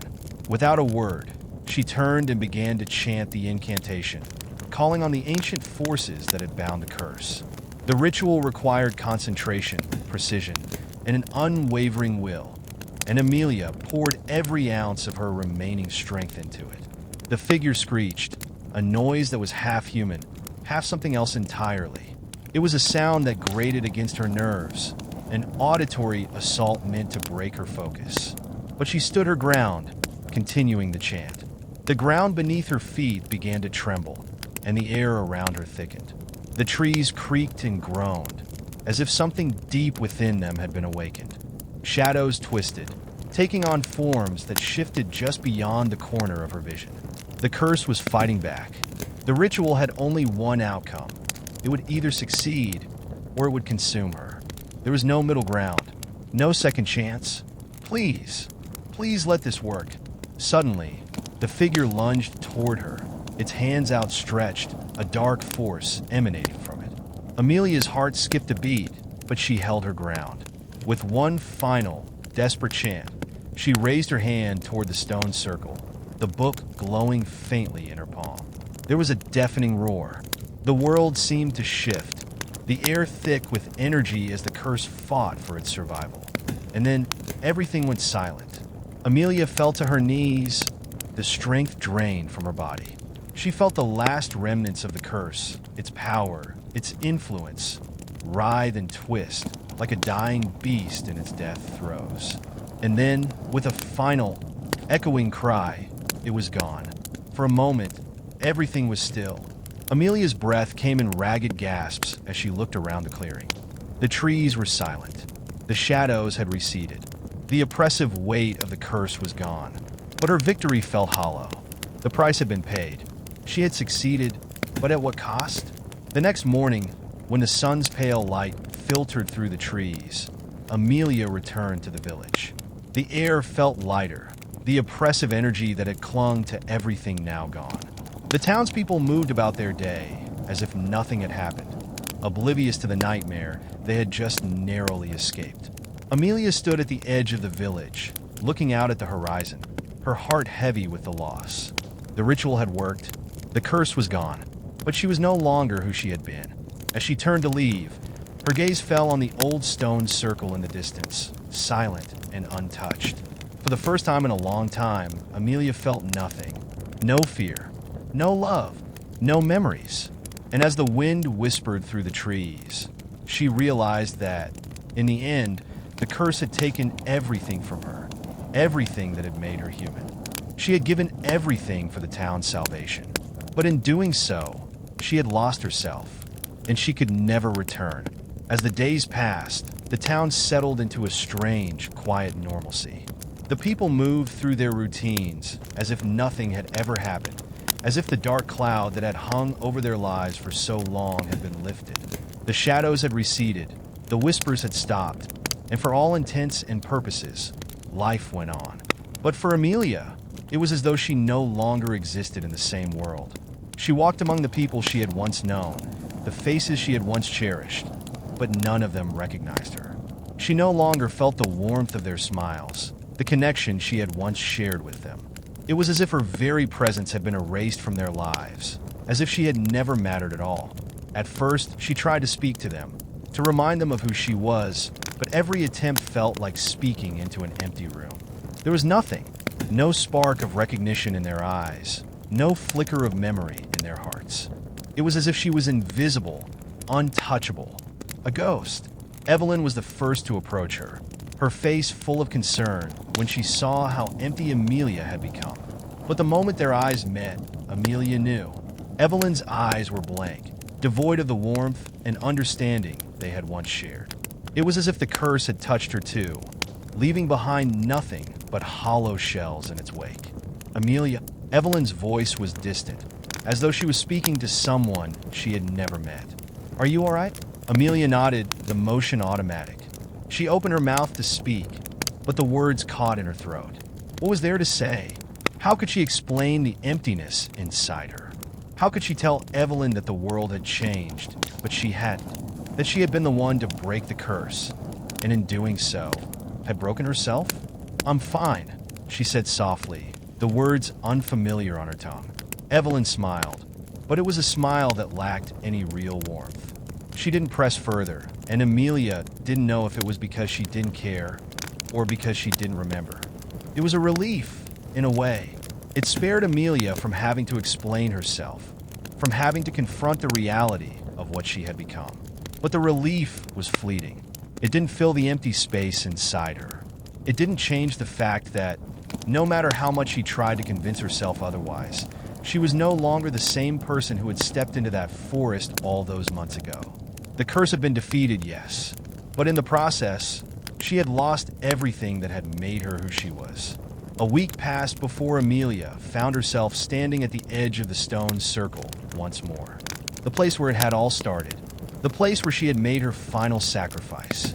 The stone pillars, once ominous and charged with dark power, now stood still and silent, bathed in the quiet light of the morning. She hadn't come here to relive the past. She had come to find something, anything, that could remind her of who she had been. A piece of herself, a shred of memory, some small trace of the woman she once was. But the stone circle offered no answers. It was as empty as she felt inside. A voice interrupted her thoughts, and she turned quickly, her heart skipping a beat. Standing in the shadows, just beyond the circle, was the figure of a man. He was tall, dressed in a simple coat, and his features were hidden by the shadow of his hood. Amelia couldn't make out his face, but something in the way he stood, his posture, the way the wind seemed to dance around him, felt familiar. "Amelia," the man said, his voice low and gravelly. Her heart tightened. That voice. She knew that voice. "Henry?" she asked almost breathlessly. The figure stepped forward, and the moment he moved into the light, Amelia's heart clenched painfully in her chest. It was him. It was Henry. But it wasn't. Not entirely. The figure before her was the same man she had loved. The same man who had died. The same man whose death had caused the curse to unfold. But there was something different about him. His eyes, still warm and full of life, held a strange glimmer, an intensity that hadn't been there before. "How?" she whispered, her voice breaking. "How is this possible?" Henry took a step closer, and Amelia felt a surge of emotion, the flood of memories, the raw pain of everything she had lost. She took a shaky breath, unsure of what to say, unsure of how to feel. "I'm not what I was," Henry said softly, his voice filled with sorrow. "Not completely. I don't belong here anymore, Amelia. But I couldn't let you go through this alone." Her heart skipped. You're not really here, are you? You died. Henry, the curse. I know," he interrupted, his expression pained. "I died, but not completely. There's something left, something the curse couldn't take." His eyes glinted with an eerie light, and for a moment, Amelia wasn't sure whether it was him she was speaking to, or the curse still trying to cling to him, trying to manipulate her feelings, her memories. Amelia stepped back, a cold chill creeping down her spine. "What do you mean? What's left?" Henry's eyes softened, and he reached out for her, but stopped just short of touching her. "I'm the reason the curse came back," he said quietly, his voice tinged with guilt. "My death, my sacrifice, it wasn't enough. The curse never truly left. It used me, Amelia. It used my death to begin again. And now," he paused, looking at her with a look she didn't quite understand. "Now it's time to finish what we started, to break the cycle. For good." A shiver ran down her spine. She stepped back, shaking her head. "No, I destroyed the curse. I ended it. I paid the price. Henry's eyes darkened. "The price wasn't enough," he said, his voice harder now. "You can't break a cycle like this without fully severing yourself from it. You know that. You felt it, didn't you? The emptiness, the part of you that's gone, the part of you that you gave up to stop the curse." Amelia stood frozen, the weight of his words sinking in. I didn't." She tried to speak, but the words tangled in her throat. "What are you saying?" "I'm saying that the curse is still tied to you, Amelia," Henry said softly. "But there's a way to end it, to truly end it, but it will cost you even more." She felt her heart pound in her chest. This was it, the truth of it all, and somehow, she knew what Henry was asking her to do. He wasn't the same, neither was she. But together, they might have one last chance to destroy the curse once and for all. But what would be left when it was over? Amelia's heart hammered in her chest, the weight of Henry's words pressing down on her like an anchor. The world felt heavy, oppressive, as though every step she took was sinking her deeper into an abyss that had no end. The curse. It wasn't over. Not yet. Not fully. Her breath caught as she stared at Henry, his eyes full of regret, his expression haunted. There was a part of her, a small part, that wanted to believe it wasn't true, that the ritual she had completed had been enough, that she had paid the price, endured the loss, and come out on the other side free. But the emptiness inside her, cold, hollow, and aching, spoke otherwise. She could feel it now, clearer than ever. The curse had left a piece of her behind, a fragment of herself that had been taken, consumed by the very darkness she had fought so hard to banish. And that piece was still bound to the curse. Her mind raced, turning over every word Henry had spoken. Could she really end this for good?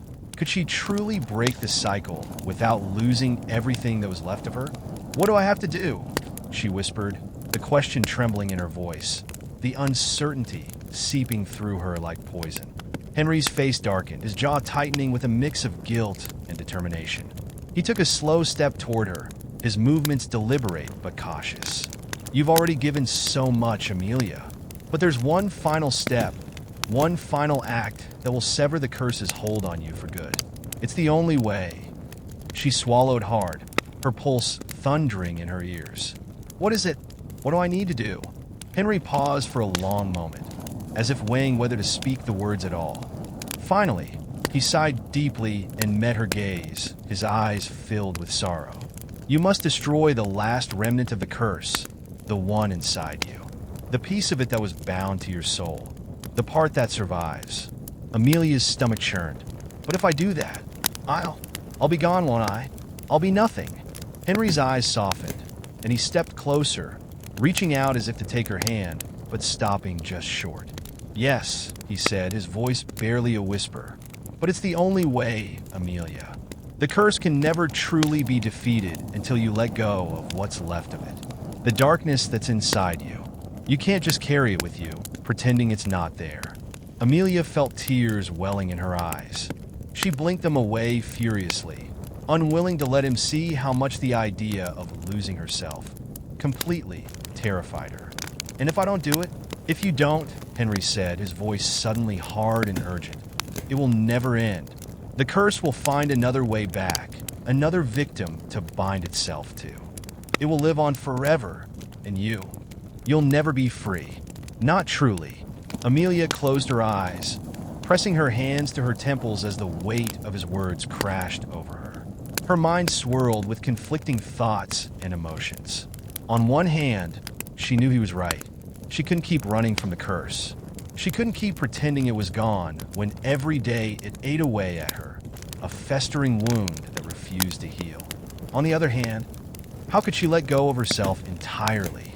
How could she sacrifice the last remnants of her humanity, knowing that there would be no coming back from it? The woman who had stepped into that forest to destroy the curse was already gone, hadn't she? She had given up everything to stop the darkness from consuming her town, and now she will have to give up even more. But what is left of me if not the last thread of who I was? "I don't know if I can," she whispered, the words barely leaving her lips. "I don't know if I can do this." Henry reached out, his hand brushing against her arm with surprising gentleness. "I wish I could take this from you, Amelia, but I can't. No one can. This is your fight, and only you can finish it." The words settled in her chest like lead. Her throat tightened, her breath shallow. She didn't want to be a ghost, a shadow of what she had been. She didn't want to lose the parts of herself that still clung to life. But the truth was undeniable.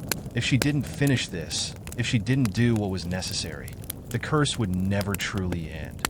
And the people she had fought to save would eventually suffer the same fate she had. She had been the one to start it, to unleash the darkness upon the town. Now, she was the only one who could put an end to it for good. Amelia took a deep breath, the air sharp in her lungs.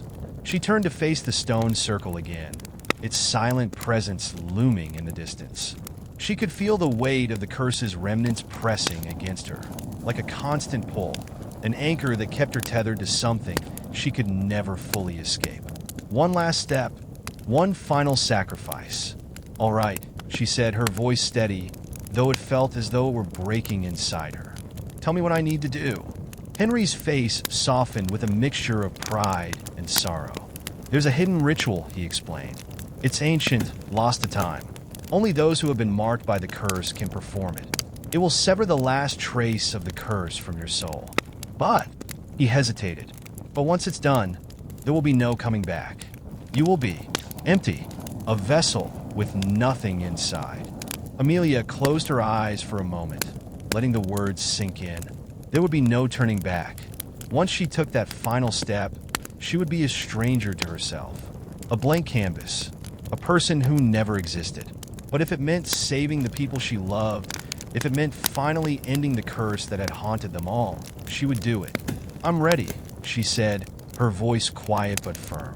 "Tell me what to do." Henry nodded once, then motioned for her to follow him.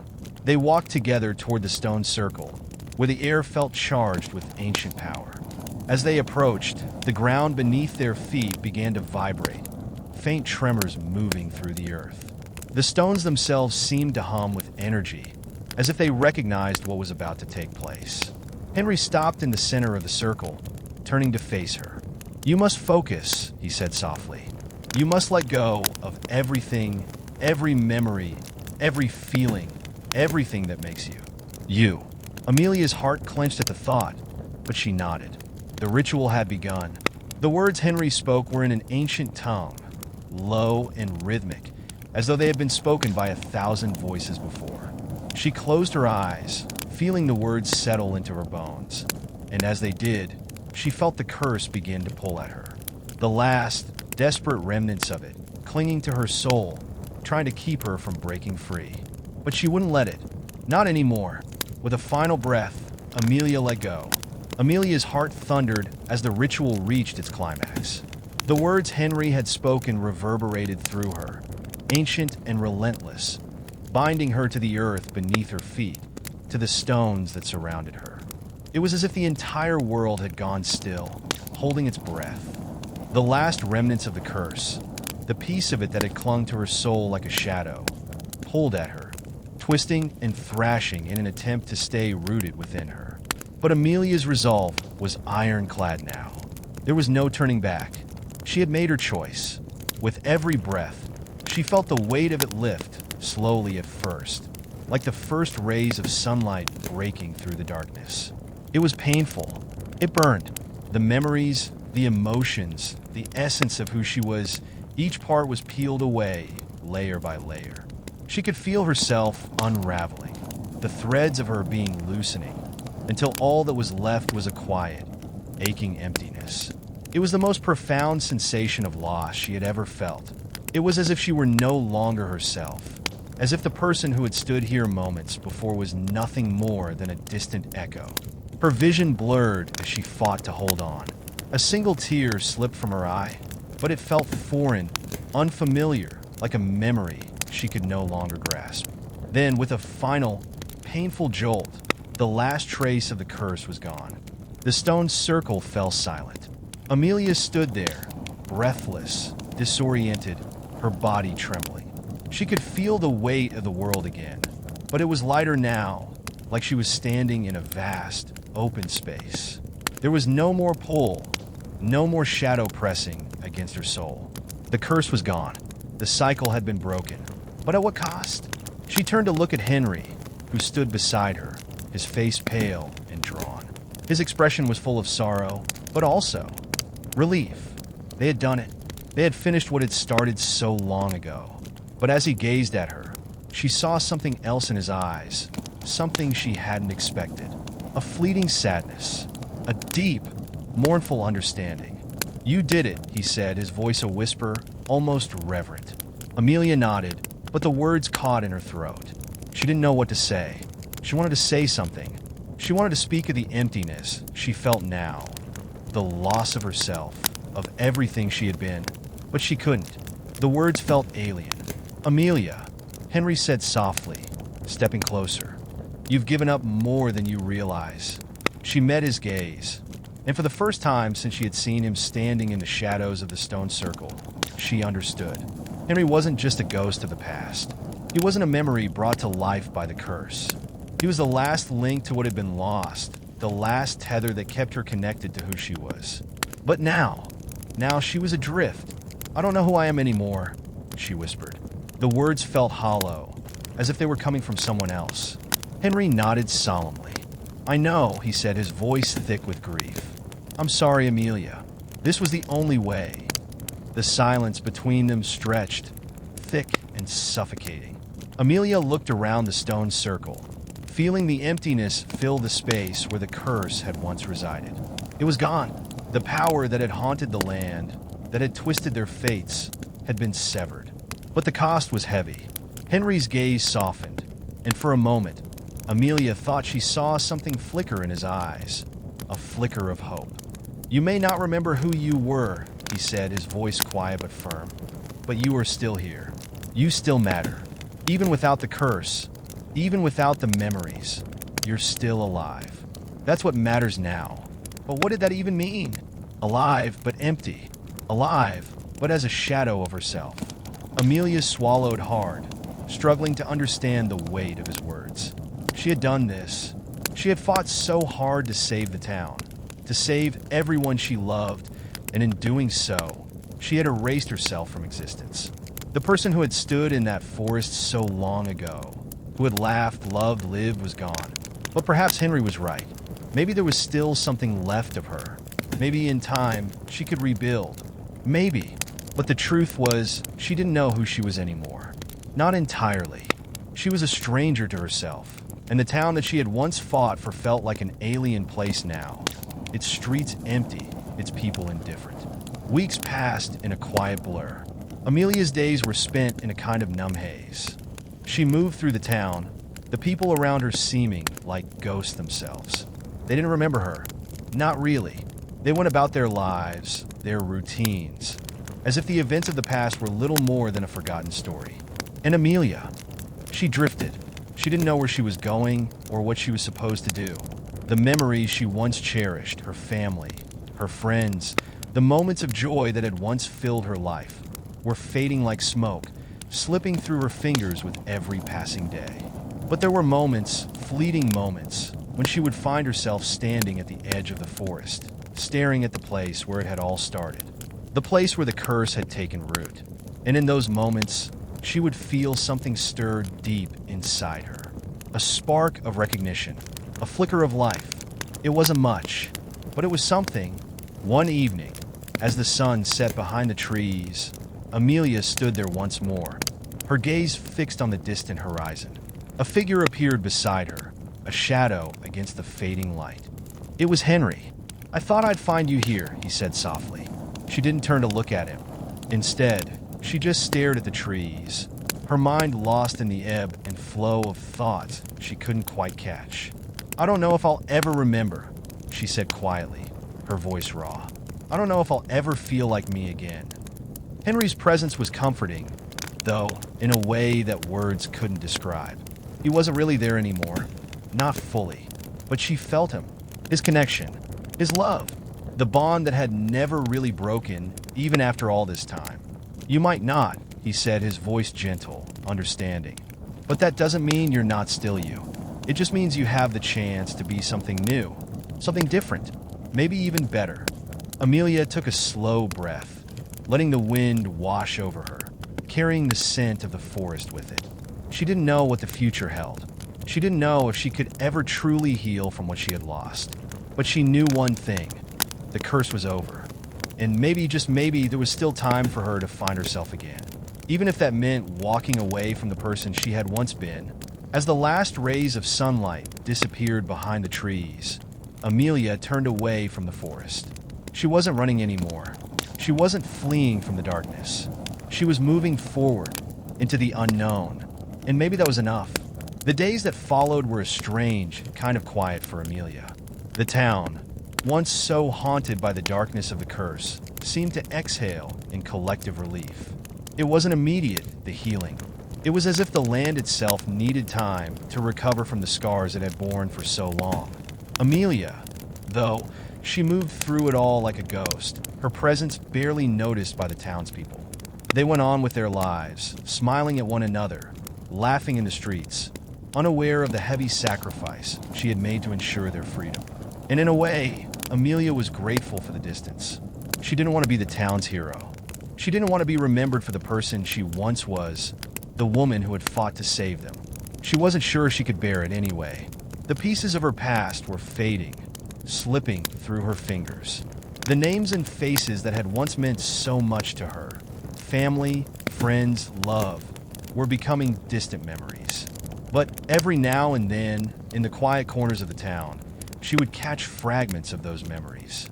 A familiar laugh, a fleeting smile, a moment of warmth that made her chest ache. It was all slipping away, but it hadn't disappeared entirely. One evening, she walked past the old church, its bell tower standing tall against the evening sky. She paused, feeling a strange pull toward the building. It was the place where, years ago, the community had gathered for moments of both joy and sorrow, where families had once come together to pray, to celebrate, to mourn. Inside, the wooden pews were empty now, the air still and thick with the weight of all that had passed. Amelia stood at the entrance for a long moment, her eyes tracing the familiar lines of the stained glass windows that had once held so many of her childhood memories. She hadn't been here in weeks, hadn't dared to come back since everything had changed. And yet, there was a strange kind of comfort here. The echoes of the past whispered through the walls, faint but present. A memory of laughter, of people who had once cared, who had once seen her for who she truly was. Not the ghost she had become, not the shell of a woman who had sacrificed everything. She stepped inside, her footsteps soft against the cool stone floor. The place still held traces of life, dust on the pews, the faint scent of incense lingering in the air. But it was quieter now, emptier. And yet, it didn't feel as cold as it had before. It wasn't the place she remembered. No longer the source of her guilt, her fear, the weight of the curse that had once consumed her. The curse was gone. And maybe, just maybe, that meant there was space for something else. A voice broke through her reverie. "Amelia?" She turned, startled, to find a figure standing near the back of the church. It was a woman, older, with kind eyes, her silver hair pulled into a loose bun. The familiarity of her presence made Amelia's heart stop for a moment. She didn't recognize the woman's face, but there was something about her, something that felt like home. "Sorry to disturb you," the woman said, stepping forward. "I thought I saw someone here." Amelia opened her mouth, unsure of what to say. She didn't even know if she had the strength to answer the question. But the woman smiled gently, as if she understood the silence that hovered between them. "Do you mind if I sit with you for a while?" the woman asked, her voice soft, with an edge of concern. Amelia hesitated, then nodded. The woman slowly made her way to the pew beside her and sat down, her movements graceful, slow. She didn't speak right away, just sat in the quiet of the church with Amelia. After a long pause, the woman finally spoke, her voice a mere whisper. "I don't know if you remember me, but I remember you." Amelia blinked, her chest tightening. She hadn't expected that. She opened her mouth to speak but couldn't find the words. "I used to teach at the school," the woman continued, her eyes never leaving Amelia's face. "You probably don't remember, but I was there during, well, everything. I was one of the ones who was lost to it. The curse." She sighed, her shoulders slumping slightly. "I know how it feels to lose yourself, how it feels to be caught in something you can't escape." Amelia's throat tightened as she listened. The weight of her own emptiness was still so heavy, and hearing the woman's words, the recognition in her voice, made something in her chest ache. "I don't remember much of what happened during the curse," the woman continued. "The memories are foggy like shadows, but I know that it took something from me. It took all of us. It changed us. But now we're here, and we're still breathing." She smiled gently. "We're still alive." Amelia's breath caught. Alive. The word felt strange on her tongue, like a foreign language. What did it mean to be alive when so much of herself had been erased? "I thought I would forget what it felt like to be whole," the woman said, her voice distant now, as if lost in her own memories. "But I'm learning little by little. It's not the same, no, but it's still something." Amelia felt something shift inside her, a quiet stirring, like a flicker of light breaking through the darkness. Could she too learn to rebuild? Could she find a way to return to some semblance of herself? Without the curse, without the memories, but with something new? "I'm trying," Amelia whispered, her voice hoarse. "I'm trying to remember who I was." The woman's gaze softened, her smile warm. "It's not about remembering, Amelia. It's about what you choose to become, who you choose to be now." Amelia didn't respond at first, the weight of her words settling over her like a blanket, warm but heavy. Could she truly build a new life from the pieces of herself that remained? Could she move forward, despite the emptiness that still clung to her? For the first time in weeks, she felt a glimmer of something more than sorrow, more than loss. There was hope, fragile but real, and maybe that was all she needed for now. As the days passed, Amelia found herself coming back to the church more often. She would sit in silence, her mind drifting, trying to make sense of everything she had lost and everything she could still find. She wasn't sure where her path would lead, but each day brought with it a quiet sense of healing, of rediscovery. The town was changing too. It wasn't perfect. It never would be. But it was alive, free from the curse that had bound it for so long. And for the first time, Amelia felt as though she could be a part of that new beginning. Not as the person she had been, but as something else. Someone new. Someone who had endured the unimaginable and lived to see the light. It would take time, but Amelia was finally ready to walk toward it. As the days grew longer and the town slowly found its rhythm again, Amelia's own steps began to find their place. She had started to return to the familiar spaces she had once known, though they no longer felt the same. The market square, where she used to browse for flowers and chat with the vendors, now seemed quieter, as if time itself had slowed to reflect the collective healing. The air wasn't thick with tension anymore. It was lighter, freer, as though the curse had left not just the land, but the very souls of the people. Yet, despite the peaceful surroundings, Amelia still felt like an outsider in her own life. She hadn't fully found her place in the town again. People spoke to her politely, with smiles and warm nods, but there was an unspoken distance, an awareness that she wasn't the same person they once knew. And she wasn't sure how to bridge the gap. At first, she visited the church daily, seeking solace in its quiet embrace. The woman who had spoken with her, Ms. Lila, returned often, too, and their conversations became a source of quiet support. Lila's stories of how she was rebuilding her own life after the curse's grasp had taken her were comforting. Yet there was a subtle, lingering sadness to her words. The past, like the fog, was never truly gone, but the present was all they had. Amelia had also started walking through the forest more frequently, the place where it all began. She'd stopped near the edge, where the old stone circle still stood, worn by time, but somehow still powerful. Every visit left her with a strange mix of emptiness and peace. The forest had been the cradle of her nightmare. Yet now, with the curse broken, it felt like a space of potential. One afternoon, while walking near the edge of the forest, Amelia came across a small gathering of children playing by the river. They were laughing, running around in a carefree manner that made Amelia smile despite herself. She recognized a few of them, faces that had once looked at her with wide, curious eyes, but now seemed unfamiliar in the way people do when time stretches on. One of the children, a little girl with bright red braids, ran up to her. Miss Amelia, do you remember us?" The girl's voice was high and clear, full of innocence. Amelia paused, her heart skipping a beat. The child's face, so full of life, tugged at something deep within her. She didn't know if she remembered the girl specifically, but the joy and warmth she radiated was undeniable. "I remember you," Amelia replied gently, though the words felt foreign on her tongue. It wasn't the same, not the same as before. The girl grinned widely, grabbing her hand. "Come play with us. We're pretending to be knights and dragons." Amelia hesitated. Knights and dragons. It sounded so simple, so carefree. But the weight of her past loomed over her, tugging at her.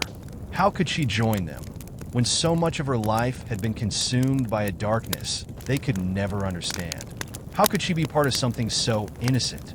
But then the girl looked at her, her eyes full of hope. "You used to play with us, Miss Amelia. You were always so nice. You can come back." Something inside Amelia stirred, a faint memory, like the brush of a feather against her skin. She had been a different person once, hadn't she? The thought of playing, of laughing, of feeling normal again almost seemed too far out of reach. But the children's smiles, innocent, uncomplicated, were like a lifeline. Maybe it wasn't about remembering the person she had been. Maybe it was about learning how to be someone new, someone who could experience life without the chains of the curse, without the burden of the past. Taking a deep breath, Amelia crouched down to the little girl's level, offering a tentative smile. "All right, just for a little while." The children cheered, pulling her along as they headed toward the little makeshift kingdom they had built by the riverbank. As Amelia ran with them, laughter bubbling up from somewhere deep inside her, she realized that she didn't need to be the person she once was. She could be someone else, someone who still had the ability to find joy, to connect with others, even if it was in small, simple ways. As weeks passed, the change in Amelia was subtle but undeniable. She began to spend more time with the townspeople again, cautiously at first, but with increasing warmth. She visited the market, helped organize the town's first spring festival, and took walks through the streets, exchanging words with neighbors. It wasn't easy, but every connection, no matter how small, added another piece to the person she was becoming. The memories of her old life, of who she had been before the curse, still lingered at the edges of her mind, like whispers in the dark. But she no longer felt as if she was constantly fighting against them. She didn't need to remember everything to move forward. It was enough to live in the present, to find joy in the little things. One evening, as the town gathered around a bonfire during the festival, Amelia stood at the edge of the crowd, watching the flickering flames dance against the darkening sky. People laughed and talked, children ran around with sparklers, and the air smelled of roasting food and fresh grass. Henry, though not physically present, still lingered in her thoughts. She could feel his presence in the stillness of the night, in the warmth of the fire, in the very air that surrounded her. She didn't know if she would ever fully understand the sacrifice she had made to free the town, but there was one thing she was certain of. She had done it for them, and she had done it for herself. And now, despite the void that remained, she was beginning to find a way to live again. Amelia! She turned to find Lila standing beside her, a soft smile on her face. "I've been watching you," Lila said quietly. "You're doing it. You're healing." Amelia looked at her, the weight of her words sinking in.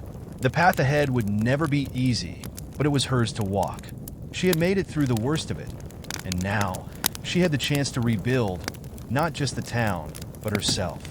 "I'm trying," Amelia replied, her voice steady. Lila nodded, her smile deepening. "You don't have to remember everything to be whole again. It's about who you choose to be now, and I can see you're choosing to live."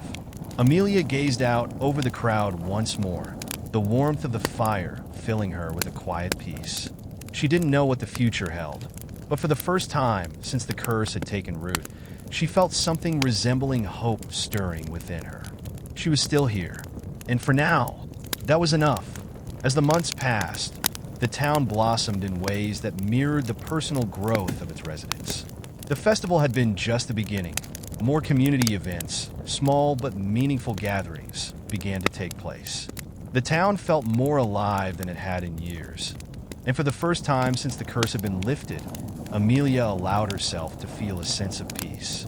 She spent a lot of time at the market, getting to know people she'd once only nodded to on the street. There were still moments of hesitation, moments where the past whispered to her. But with every friendly face and conversation, she found herself slowly coming back to life. One of the most surprising parts of her healing process was reconnecting with people who had once been her closest friends. Though she had felt disconnected for a while, there were a few who gently pulled her back into their circles. One of these was Claire, a childhood friend who had been one of the first to notice Amelia's absence after the curse had been broken. Claire was warm, always smiling, and carried the light-hearted energy that made Amelia feel like things could, perhaps, be simple again. One afternoon, after a long day of running errands, Amelia walked by Claire's house. It was a small cottage, tucked at the end of a row of houses, surrounded by a garden full of vibrant wildflowers. Claire was standing in the front yard, watering the plants. When she saw Amelia, she waved enthusiastically, her bright eyes sparkling in the sunlight. "Hey, Amelia," she called out. "Come join me for a cup of tea. I just baked some scones." Amelia hesitated, her gaze drifting to the front door. She hadn't spent time with Claire like this in what felt like an eternity. It was strange, almost unnatural, but the genuine warmth in Claire's voice pulled at her. So after a brief moment of indecision, Amelia nodded. "I'd love that," she replied, stepping toward the cottage. Inside, Claire's home was cozy and filled with the smell of fresh-baked goods. A small, round table near the window was set for two, with a delicate teapot and mismatched teacups. Claire gestured for Amelia to sit. "I'm glad you came," Claire said, handing her a warm cup of tea. "I know it hasn't been easy for you. None of this has been." Amelia took the tea and sat down at the table, looking out at the garden through the window. She could hear birds chirping in the distance, the soft rustling of the wind through the trees. It was peaceful here, comforting. "I've been trying," Amelia said, her voice soft. "I know I haven't been the same, but I'm trying to find my way again." Claire smiled, a small but understanding smile. "You don't have to rush. You've been through so much, Amelia. It's okay to take your time." Amelia nodded, her hands cradling the warm teacup as she let her mind wander. She thought about how far she had come, how much of herself she had reclaimed, and how much still felt so elusive. There were still fragments of the curse in her memory, those moments when everything had felt broken beyond repair, the isolation, the sense of being lost. But sitting here, in this calm moment, Amelia realized that she wasn't completely lost anymore. "You know," Claire continued, her voice thoughtful, "I always knew you had a strength in you. I think it was there even before all of this. I remember the way you used to lead us when we were kids, how you never hesitated to take charge, to help everyone. Amelia glanced up, surprised. I used to be like that? Claire laughed softly. Oh yes, you were always the one who made sure no one was left behind. Even when things got tough, you kept us together. Amelia felt something stir in her chest, a deep ache mixed with a sense of longing. She remembered being that person, the one who took the lead, who cared for others. She had been so sure of herself back then. But now, she wasn't so sure anymore. I don't know if I can be that person again, Amelia confessed quietly. I don't even know if I remember how. Claire reached across the table, her hand gentle on Amelia's. You don't have to be the same person you were. You just have to find the person you are now. And I think you're already on your way. The words felt like a lifeline. Amelia's gaze lingered on Claire's face, so kind, so understanding, and she felt something inside her shift, ever so slightly. She didn't have to rush back to who she was before. She didn't have to be someone she wasn't. All she had to do was be. And for the first time in a long while, that seemed like enough. As the seasons turned, Amelia continued to weave herself back into the fabric of the town. She found joy in the simple things. A walk through the forest on a crisp autumn day, watching the leaves turn golden and red. A conversation with a neighbor over the garden fence. The warmth of the sun on her face during a quiet afternoon spent in the park. The memories of the curse, of all the loss and darkness that had gripped her life, faded more with each passing day. But what remained was the strength she had gained, the courage to keep moving forward, even when the past still whispered in the background, threatening to pull her back into the shadows. There were hard moments, of course, days when the weight of what she had lost felt too much to bear. The gaps in her memories, the fragments of the curse that remained stubbornly in the corners of her mind, would sometimes flare up unexpectedly. There were nights when she would wake from a dream, her heart pounding, only to find herself lost in the feeling that she was still missing something. But she learned to ride out those moments, not allowing them to define her. And as the years passed, the town grew with her. The children who had once called her into their play became teenagers, then young adults. The landscape of the town changed, too, though some things remained the same, like the old church, which had become a gathering place for reflection and remembrance. One evening, as Amelia stood in the town square, watching the sunset paint the sky in hues of pink and gold, she felt a deep sense of gratitude for how far she had come. There would always be scars, reminders of what had happened, but they no longer defined her. The curse had taken many things from her, but it had also given her the opportunity to rebuild. And she had. For the first time in a long while, Amelia smiled a full, unguarded smile. She had found her place, her peace. And now, the future stretched out before her, full of possibility.